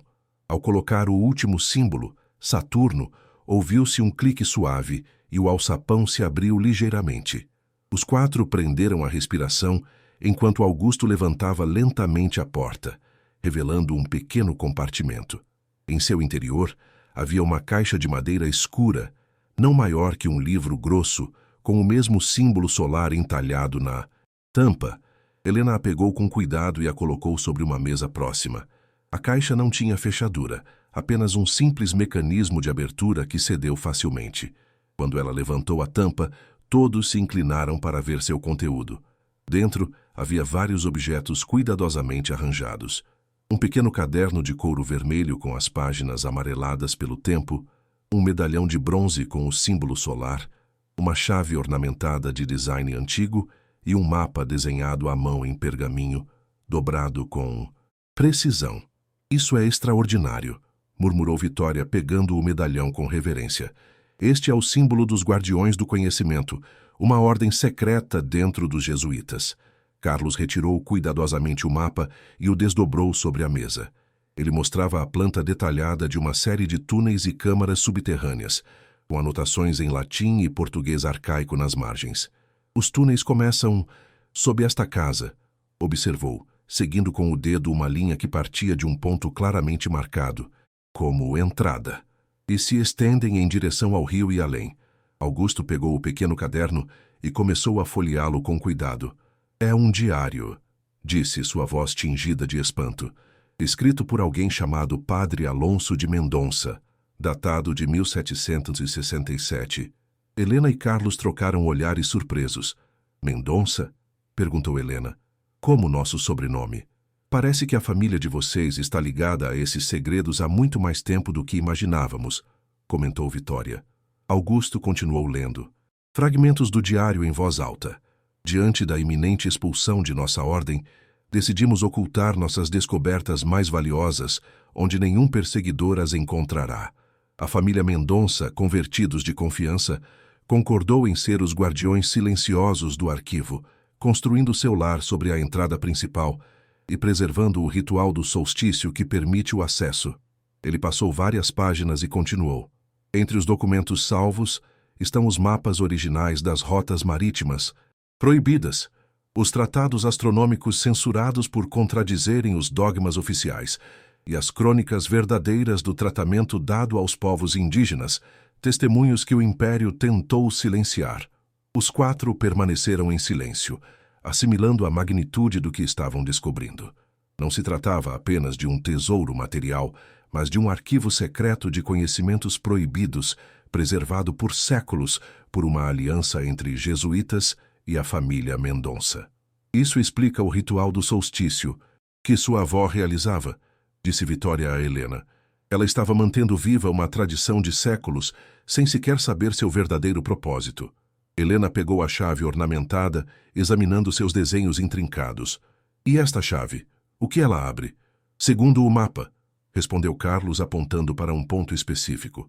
Há uma câmara central marcada como Bibliotheca Prohibitorum. Provavelmente é a chave para essa sala. Augusto fechou cuidadosamente o diário e olhou para os irmãos Mendonça. Seus antepassados foram designados guardiões de um conhecimento que poderia mudar nossa compreensão da história, disse solenemente. E agora, esse legado passou para vocês. Para todos nós, corrigiu Vitória. Os Morais também fazem parte desta história. Meu avô comprou esta propriedade conhecendo parte de seu segredo, embora nunca tenha conseguido decifrar o mecanismo do solstício. Helena se aproximou da pequena janela circular do sótão. De lá, podia ver o rio sinuoso e, além, as colinas, onde o sol se escondia toda a tarde. Em apenas 10 dias, seria o solstício de verão. 10 dias para se prepararem para uma descoberta que poderia mudar não apenas suas vidas, mas possivelmente muito mais. Devemos ser extremamente cuidadosos com esta informação, alertou Carlos, sempre prático. Se o que o diário diz é verdade, há documentos de valor histórico e acadêmico incalculável sob esta casa. E provavelmente também artefatos que muitos desejariam possuir por motivos menos nobres que o conhecimento, acrescentou Augusto. Vitória guardou cuidadosamente os objetos na caixa. Sugiro que desçamos e discutamos nosso próximo passo, disse ela. O solstício é apenas o começo. Precisaremos de um plano para o que vem depois. Enquanto desciam a escada do sótão, Helena sentia o peso da responsabilidade se acomodar em seus ombros. Por gerações, sua família guardara um segredo, cujo alcance eles apenas começavam a vislumbrar. Agora, essa herança ancestral estava em suas mãos. Na sala principal, a luz do entardecer projetava longas sombras através das janelas empoeiradas. O motorista havia retornado com provisões e ferramentas e esperava instruções no jardim. A antiga casa dos Mendonça, silenciosa por tanto tempo, começava a despertar novamente. Há mais uma coisa que devemos considerar, disse Vitória enquanto organizavam os mantimentos na cozinha.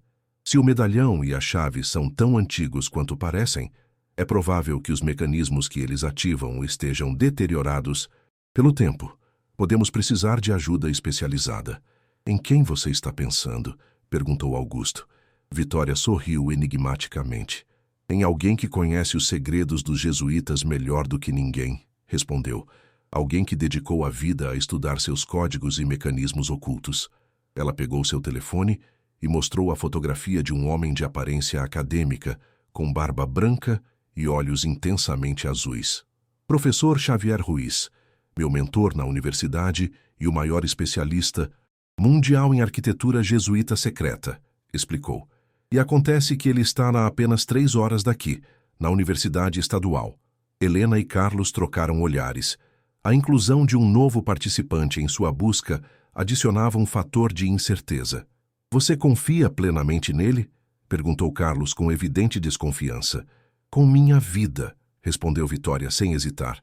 Ele guardou mais segredos históricos do que poderíamos imaginar. Augusto assentiu, apoiando a esposa. Se Vitória confia, nele é o suficiente para mim, disse. Vamos convidá-lo a se juntar a nós para o solstício. Enquanto a noite caía sobre a velha casa dos Mendonça, Helena se perguntava que outros segredos emergiriam antes que o sol atingisse seu ponto mais alto no céu do solstício.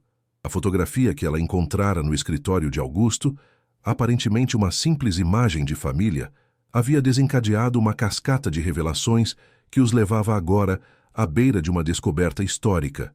E, no entanto, enquanto observava Vitória e Augusto conversando em voz baixa em um canto da cozinha, ela não podia deixar de se perguntar se realmente conhecia todas as peças do quebra-cabeça ou se ainda restavam segredos ocultos entre as sombras do passado. Os dias que antecederam o solstício transcorreram em um frenesi de atividade. A casa dos Mendonça, abandonada por anos, começava a recuperar parte de seu antigo esplendor graças ao esforço conjunto de seus 4 ocupantes e da equipe de limpeza que Augusto havia contratado no vilarejo. As teias de aranha desapareceram, os pisos de madeira recuperaram seu brilho e os móveis, libertos de seus lençóis protetores, voltaram a ocupar seus lugares com dignidade renovada. Helena passava horas na sala principal, estudando meticulosamente a posição do sol em diferentes horas do dia, marcando com giz no chão os pontos onde a luz incidia através das janelas do leste. Segundo seus cálculos e as indicações do diário, durante o solstício de verão, exatamente ao meio-dia, um raio de sol deveria se projetar em um ponto preciso da parede oeste, ativando o mecanismo oculto. Carlos, por sua vez, havia mergulhado no estudo do mapa dos túneis, memorizando cada passagem, cada câmara, cada anotação, preparando-se para a exploração que empreenderiam assim que a entrada secreta fosse aberta. Segundo isto, explicou durante o jantar na 4ª noite, o sistema de túneis se estende por mais de 1 quilômetro sob o solo, com pelo menos 7 câmaras principais e dezenas de passagens secundárias. Um verdadeiro labirinto subterrâneo, comentou Augusto impressionado. Como puderam construí-lo sem que ninguém percebesse? Os jesuítas eram mestres em obras clandestinas, respondeu Vitória.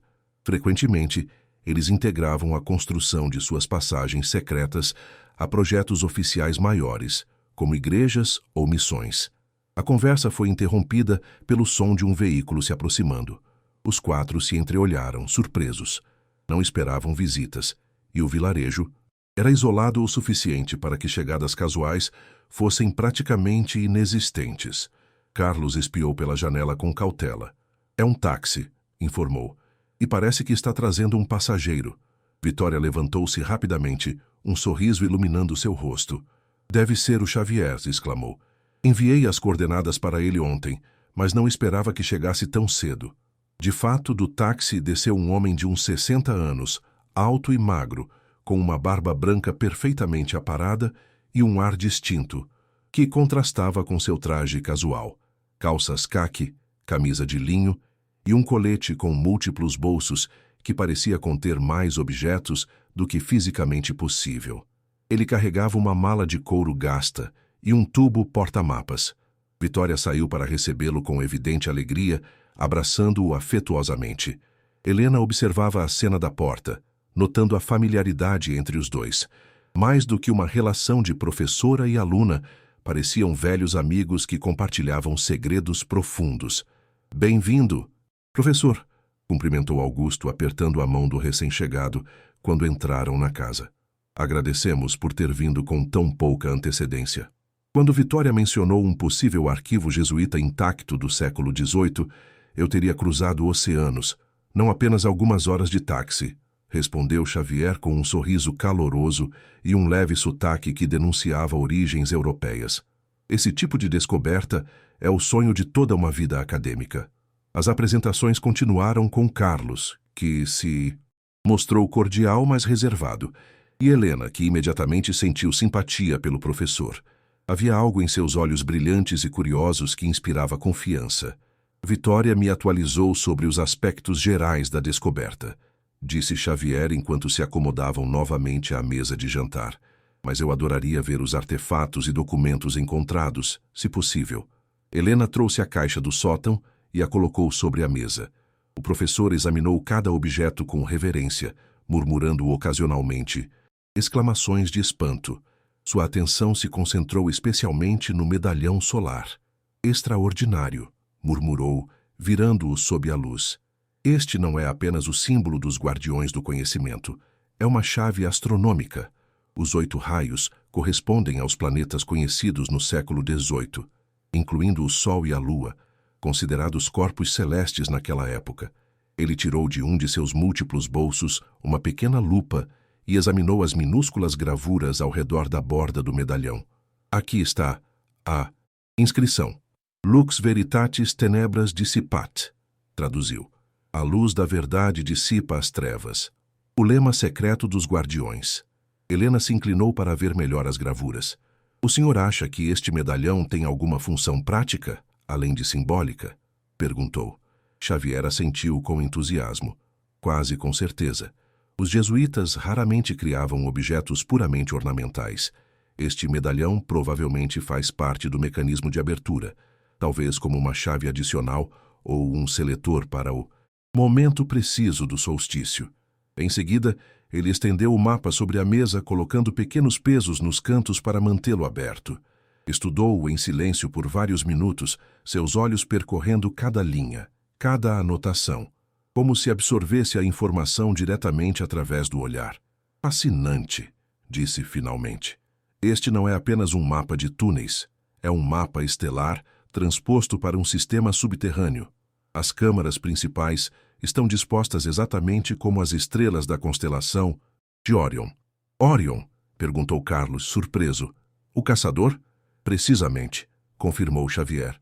Para os jesuítas, Órion simbolizava a busca pelo conhecimento divino. A câmara principal, a Bibliotheca Prohibitorum, corresponde à estrela Betelgeuse, a mais brilhante da constelação. Vitória sorriu, evidentemente orgulhosa de seu mentor. "É por isso que pedi que ele viesse", disse ela aos outros. "Xavier pode ler esses mapas e símbolos como nós lemos um jornal moderno." A conversa continuou até tarde da noite, com Xavier compartilhando seu amplo conhecimento sobre os jesuítas e seus métodos secretos. Helena estava fascinada, absorvendo cada palavra, cada detalhe que poderia ajudá-los em sua iminente exploração. Quando finalmente se retiraram para descansar, Helena se viu incapaz de dormir. A excitação pelo que estava por vir, misturada com uma sensação de irrealidade diante de tudo o que acontecera nas últimas semanas, mantinha sua mente alerta. Decidiu descer à cozinha para preparar um chá. Para sua surpresa, encontrou Xavier sentado à mesa da cozinha, trabalhando à luz de uma pequena luminária. Ele tinha vários papéis espalhados e fazia anotações em um caderno de aspecto antigo, surpreendentemente semelhante ao diário jesuíta que haviam encontrado. "Ah, Helena", ele sorriu ao vê-la. "Parece que compartilhamos a insônia da antecipação."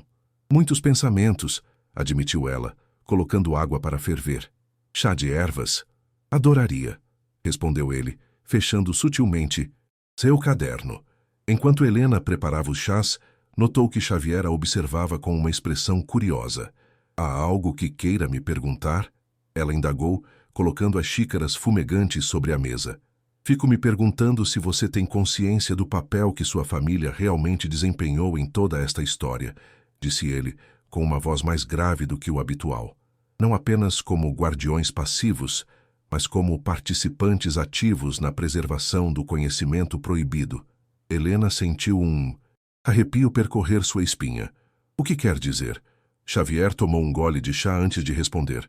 O sobrenome Mendonça aparece em inúmeros documentos jesuítas secretos, não apenas no Brasil, mas em toda a América Latina, sempre ligado à proteção de arquivos, bibliotecas clandestinas, conhecimentos que as autoridades, tanto civis quanto eclesiásticas, tentavam suprimir.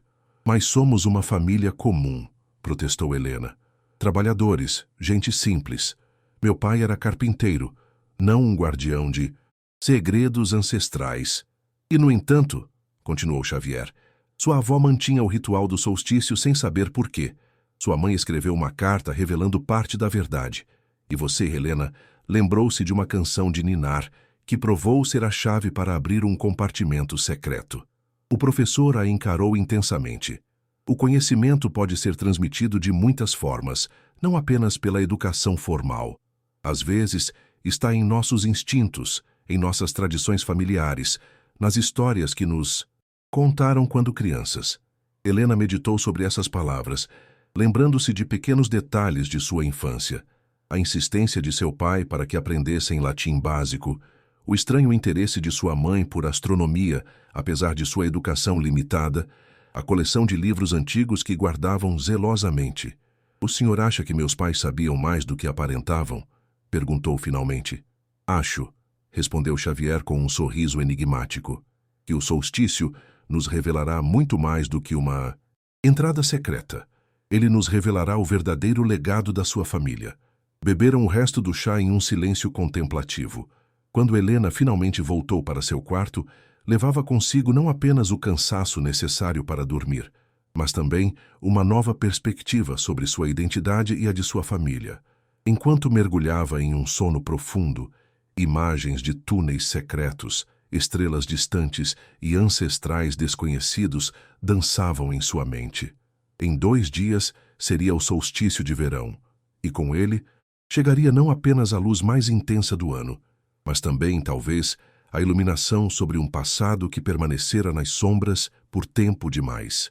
O dia do solstício amanheceu claro e radiante, como se o universo conspirasse para garantir que nenhuma nuvem interferisse no fenômeno astronômico que todos esperavam.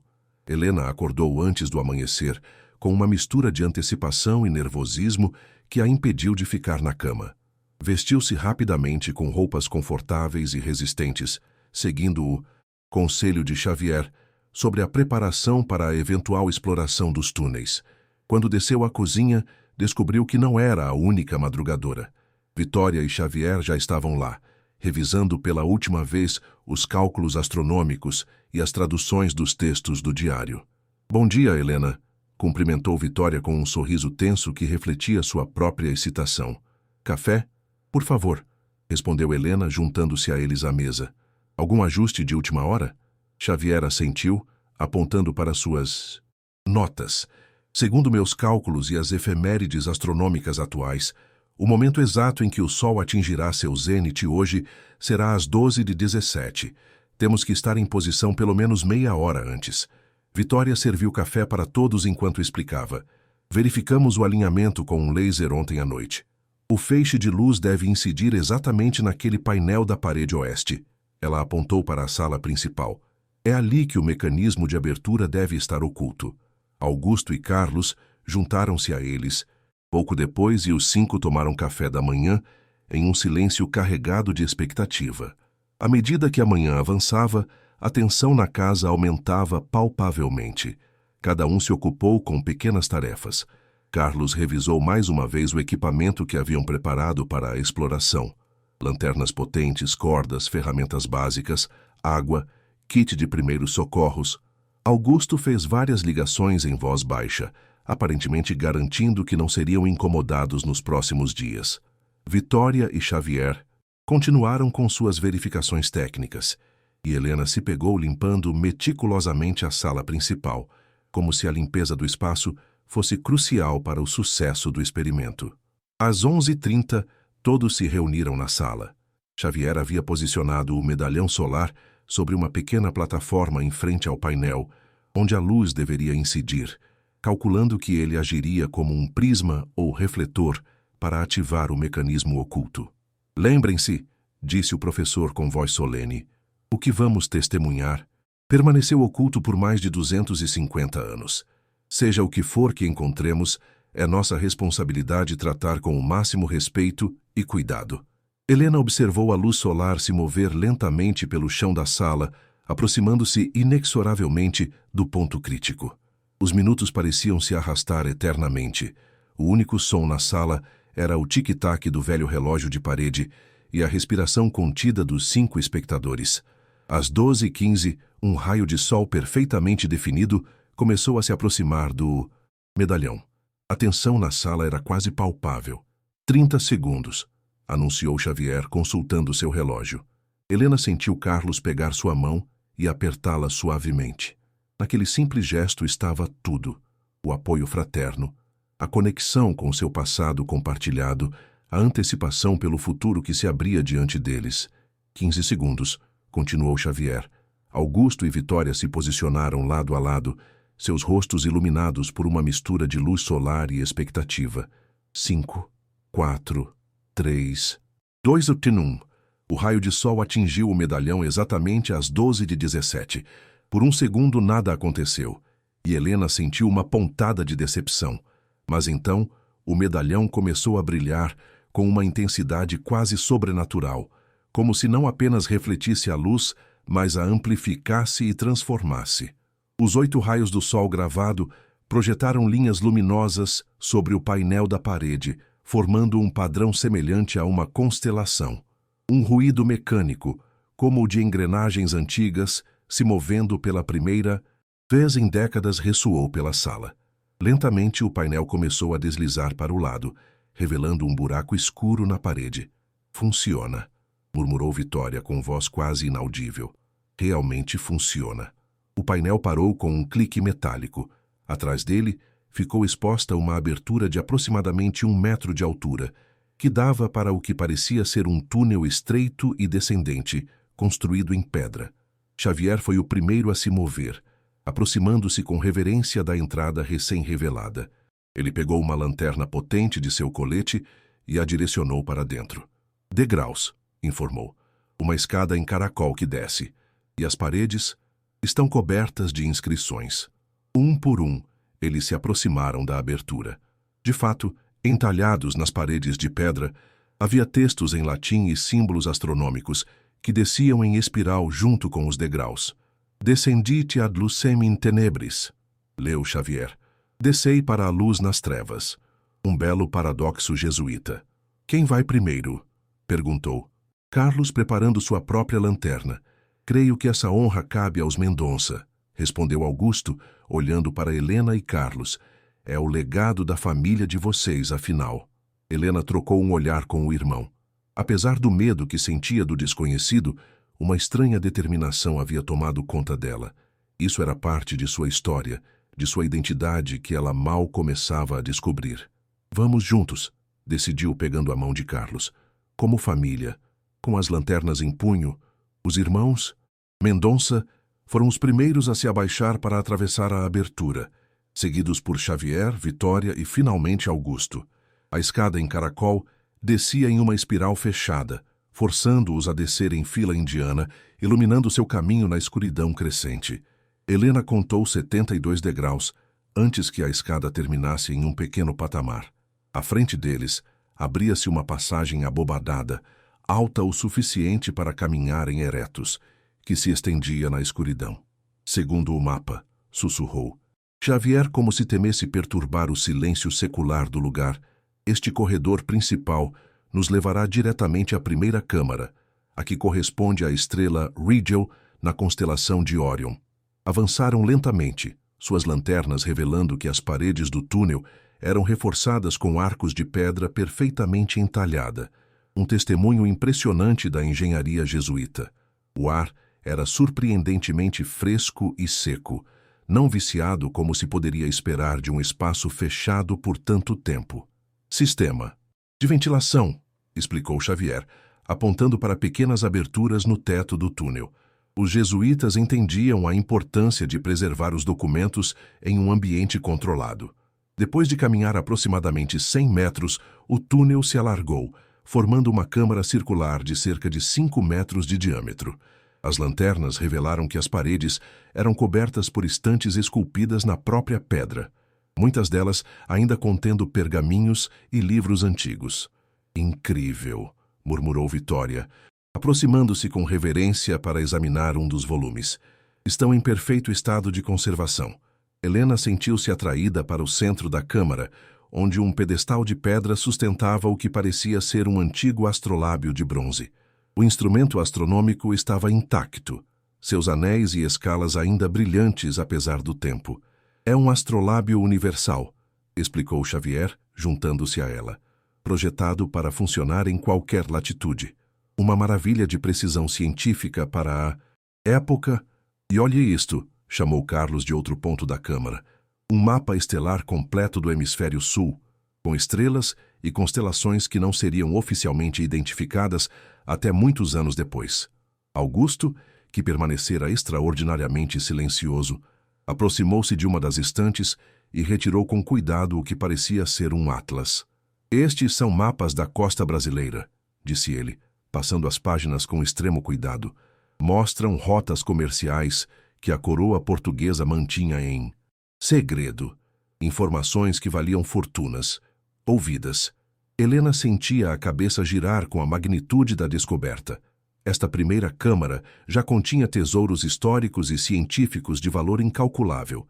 E, segundo o mapa, havia pelo menos mais 6 câmaras, culminando na misteriosa Biblioteca Prohibitorum. Devemos continuar, sugeriu Xavier. Esta câmara é apenas a antecâmara. Se o mapa estiver correto, o mais valioso está mais à frente. É seguro deixar tudo isso aqui? Perguntou Carlos, apontando para os documentos e artefatos. Estiveram seguros por séculos, respondeu Vitória, mas algumas horas não farão diferença. Além disso, não devemos alterar nada até documentarmos adequadamente sua localização e contexto. Seguiram em frente por um novo túnel que partia do lado oposto da câmara.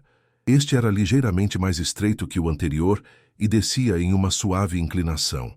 As paredes aqui eram decoradas com murais que mostravam cenas astronômicas e matemáticas, demonstrações geométricas, observações celestes, cálculos escritos em uma mistura de notação matemática antiga e moderna para a época. Eles estavam documentando descobertas científicas que contradiziam as doutrinas oficiais, explicou Xavier, passando a mão reverentemente sobre um dos diagramas. Conhecimento que poderia ter custado a eles a perseguição ou algo pior. Após percorrerem aproximadamente 50 metros, chegaram a uma bifurcação.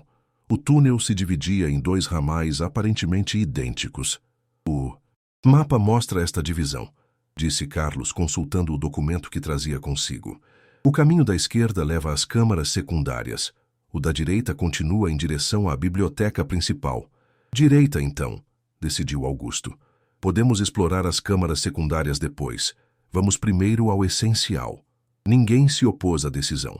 Todos sentiam a atração magnética da câmara principal, o coração daquele labirinto subterrâneo de conhecimento.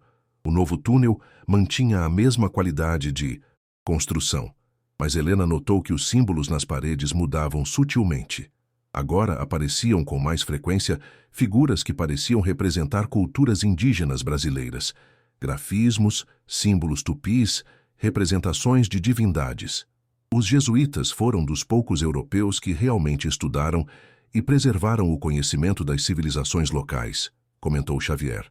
Enquanto outros destruíam artefatos e aldeias, eles documentavam e aprendiam.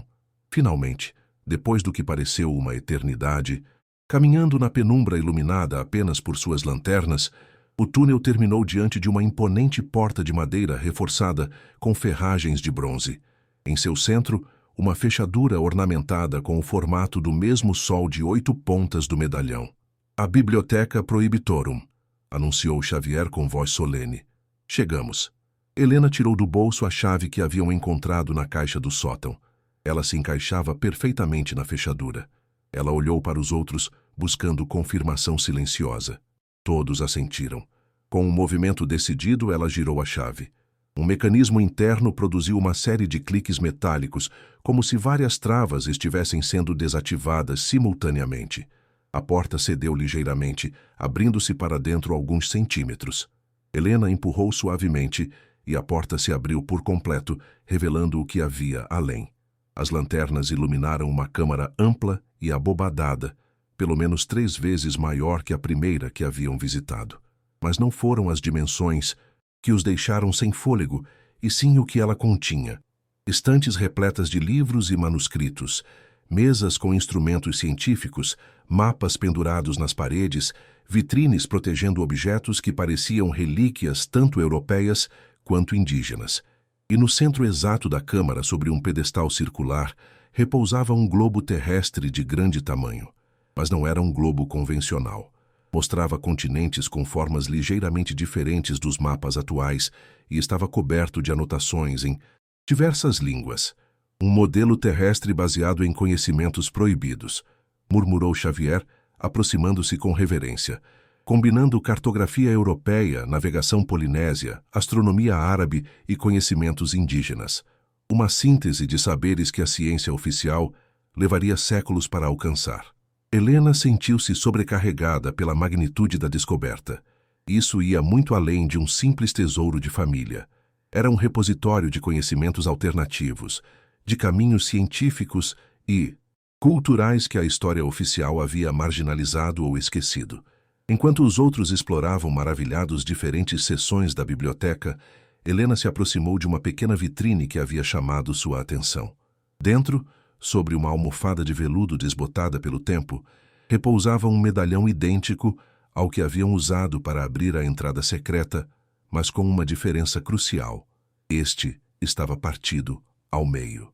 Xavier, chamou ela, apontando para o objeto. O que significa isto? O professor se aproximou e examinou o medalhão partido com crescente espanto. Isto confirma uma antiga lenda jesuíta, disse ele, sua voz tremendo ligeiramente de emoção. O medalhão dos guardiões sempre era criado em pares. Uma metade permanecia com o arquivo, a outra era entregue ao guardião designado. Unidos representavam a fusão do conhecimento oculto e seu protetor. Helena sentiu um arrepio percorrer sua espinha. A metade que encontramos no sótão é o par desta, confirmou Xavier. Sua família não apenas guardava a entrada do arquivo, Helena. Eles eram os guardiões designados, os protetores oficiais do conhecimento proibido. Nesse momento, um ruído metálico ressoou na câmara, assustando a todos.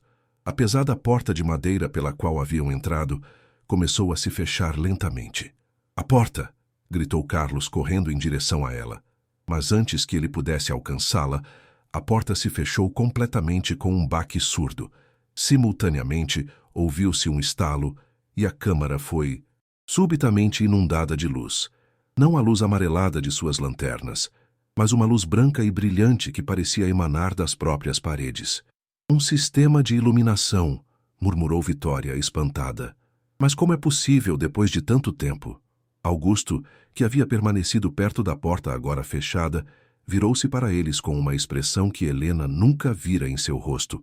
Uma mistura de triunfo, antecipação e algo mais sombrio que ela não soube identificar. "Não é um acidente", disse ele, sua voz ressoando na câmara agora iluminada. "É exatamente o que eu esperava que acontecesse." De um de seus bolsos, ele tirou um objeto que fez Helena prender a respiração. Outra metade de medalhão solar, idêntica à que repousava na vitrine. "De onde você tirou isso?" perguntou Vitória, visivelmente confusa.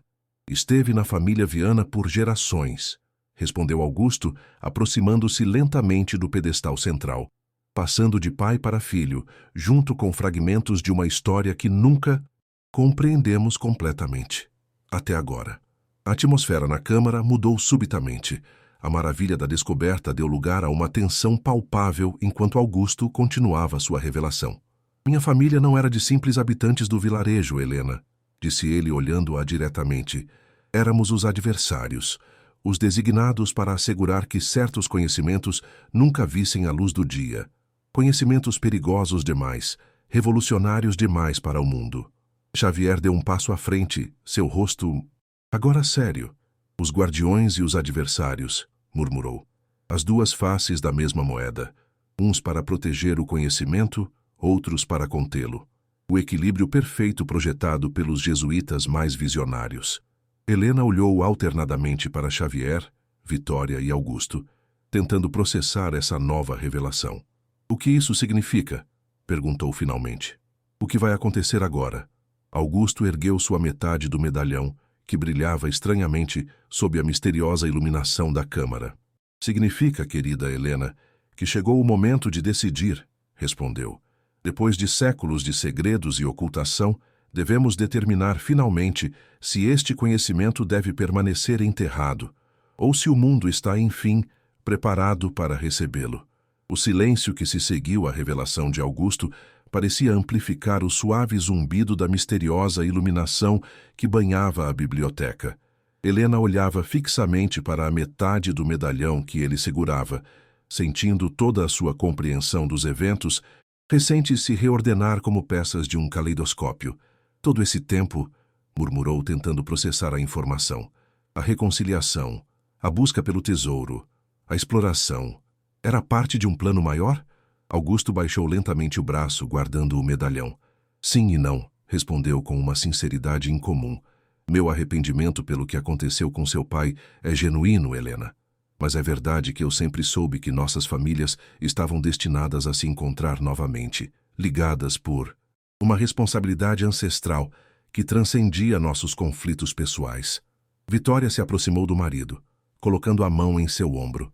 Quando descobri o papel dos morais como intermediários entre guardiões e adversários, soube que tinha que encontrar Augusto, explicou. Não era apenas ambição acadêmica, era parte de um legado que me foi transmitido sem que eu soubesse completamente. Carlos, que estivera examinando a porta fechada, juntou-se à conversa. E agora? Perguntou com pragmatismo. Estamos presos em uma câmara subterrânea com um arquivo histórico incalculável e, aparentemente, enfrentamos algum tipo de decisão transcendental sobre seu destino. Xavier assentiu solenemente, caminhando em direção ao centro da câmara, onde o impressionante globo terrestre dominava o espaço. Não estamos simplesmente presos, esclareceu. O sistema foi ativado. A união simbólica das duas metades do medalhão iniciou o protocolo final dos jesuítas, como para confirmar suas palavras. O chão ao redor do pedestal central começou a se transformar. Seções de pedra deslizaram silenciosamente, revelando um intrincado mecanismo circular que rodeava o globo terrestre. Um sistema de decisão, explicou Xavier, observando com fascinação acadêmica. Os jesuítas sabiam que chegaria um dia em que as gerações futuras deveriam determinar se o conhecimento aqui guardado deveria permanecer oculto ou ser revelado ao mundo.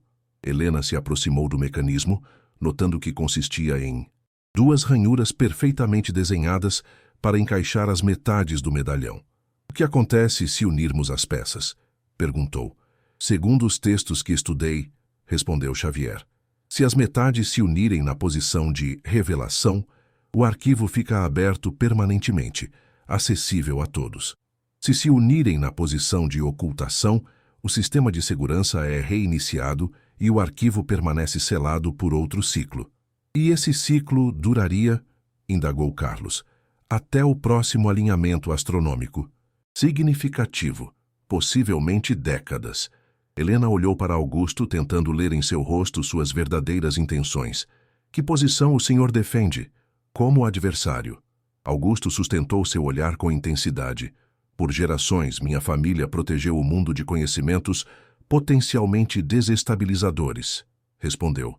Verdades que poderiam reescrever a história, questionar as bases de instituições religiosas e políticas, alterar nossa compreensão de civilizações inteiras.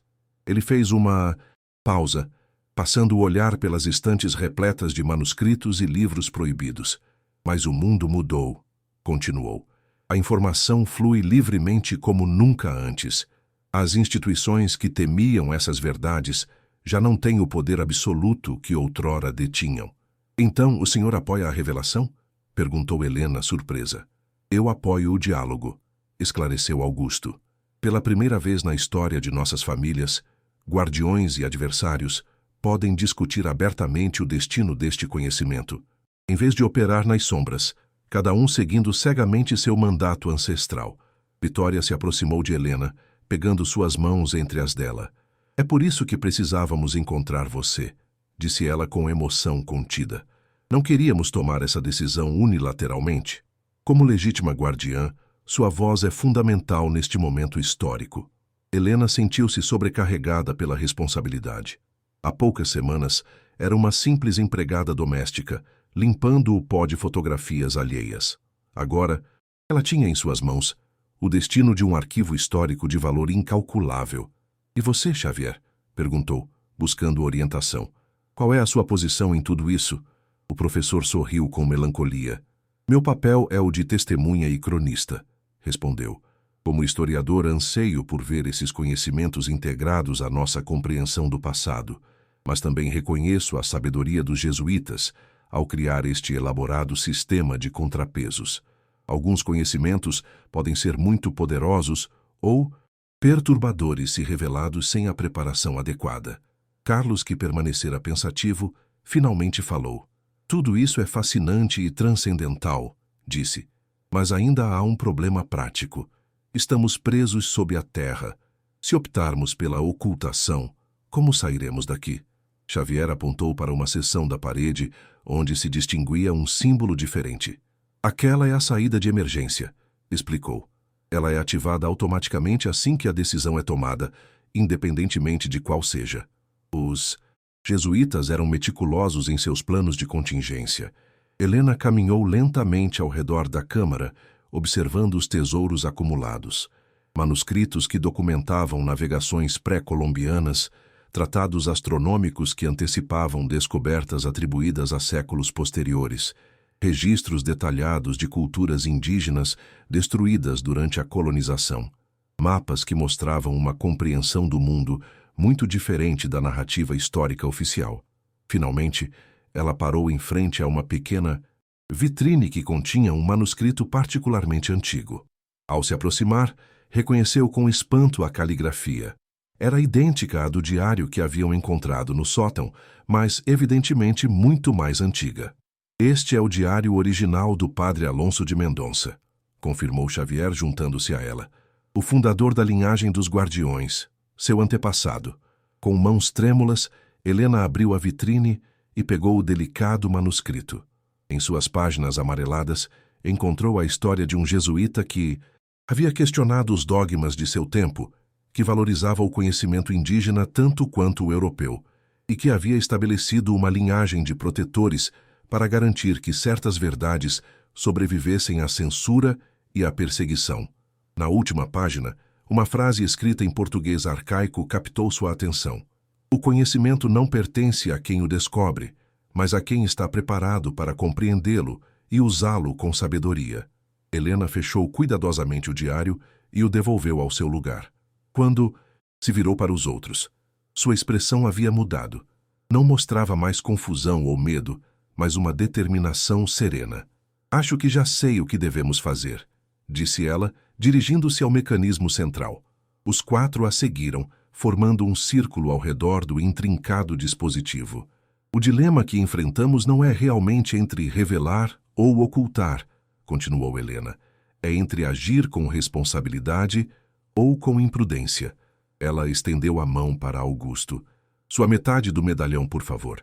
Com certa surpresa, Augusto o entregou. Helena tirou do bolso a outra metade, a que haviam encontrado no sótão. Ela as segurou juntas, observando como se encaixavam perfeitamente. Proponho um terceiro caminho, disse ela.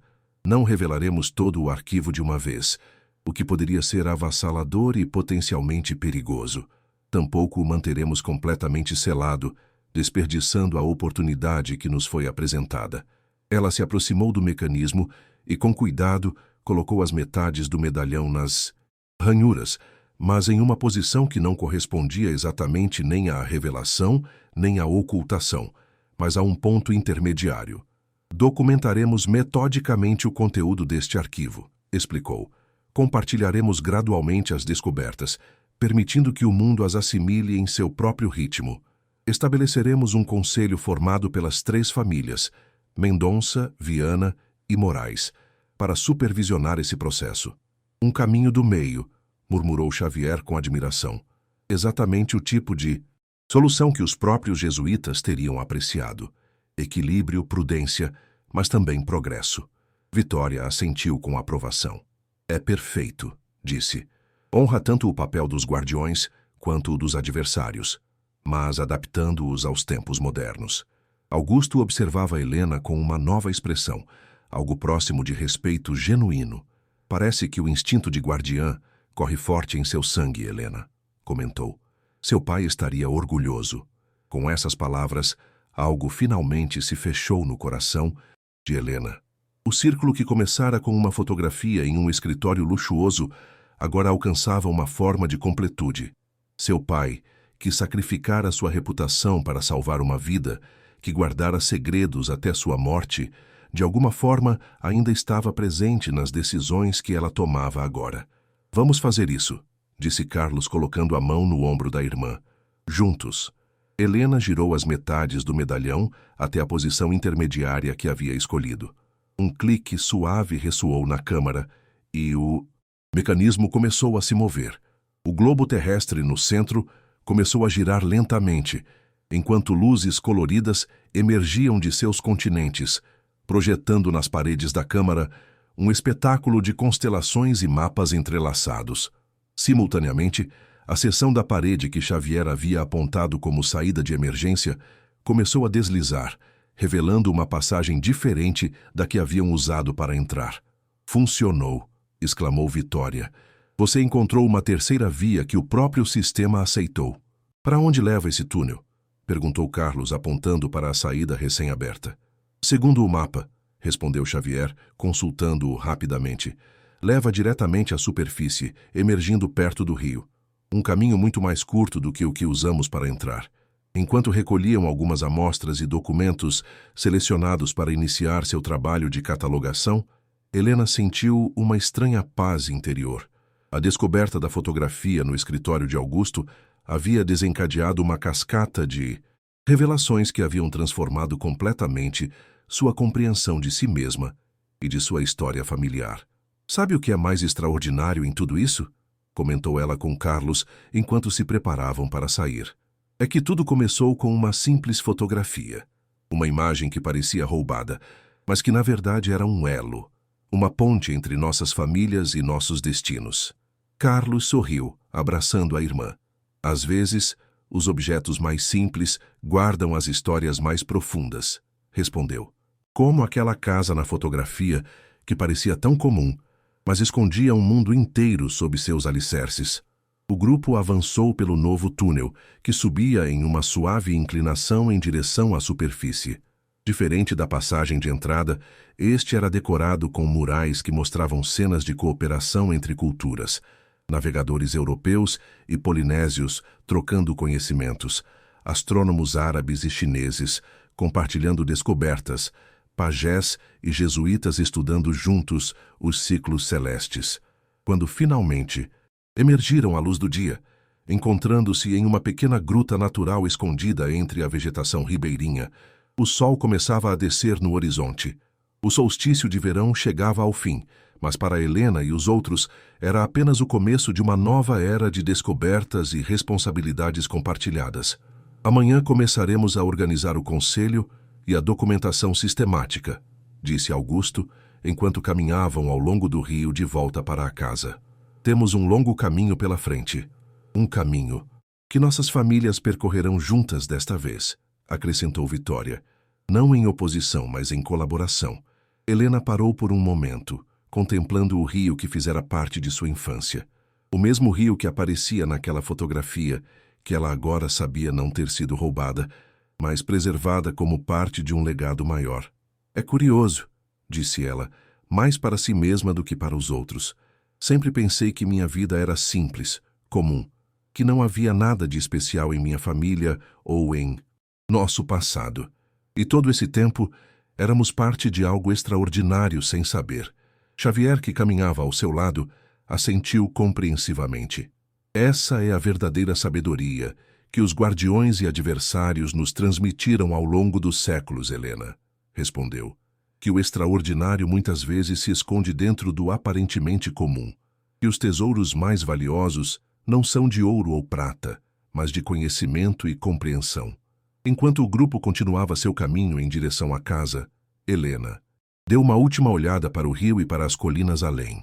Em algum lugar sob aquela terra tranquila, séculos de conhecimento proibido esperavam pacientemente para serem redescobertos e compartilhados com o mundo, de forma responsável e prudente. O círculo, que começara com uma fotografia aparentemente roubada, agora se transformava em uma espiral ascendente, um novo caminho conectando o passado ao futuro. E Helena, a empregada doméstica que encontrara aquela imagem em um dia qualquer, tornava-se parte essencial dessa ponte entre épocas, culturas e verdades.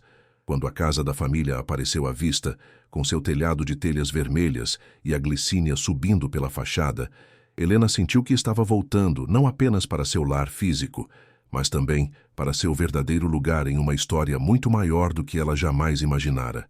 Às vezes, o destino não espera que estejamos preparados. Ele simplesmente coloca em nosso caminho uma fotografia antiga, uma lembrança perdida, uma conexão inesperada.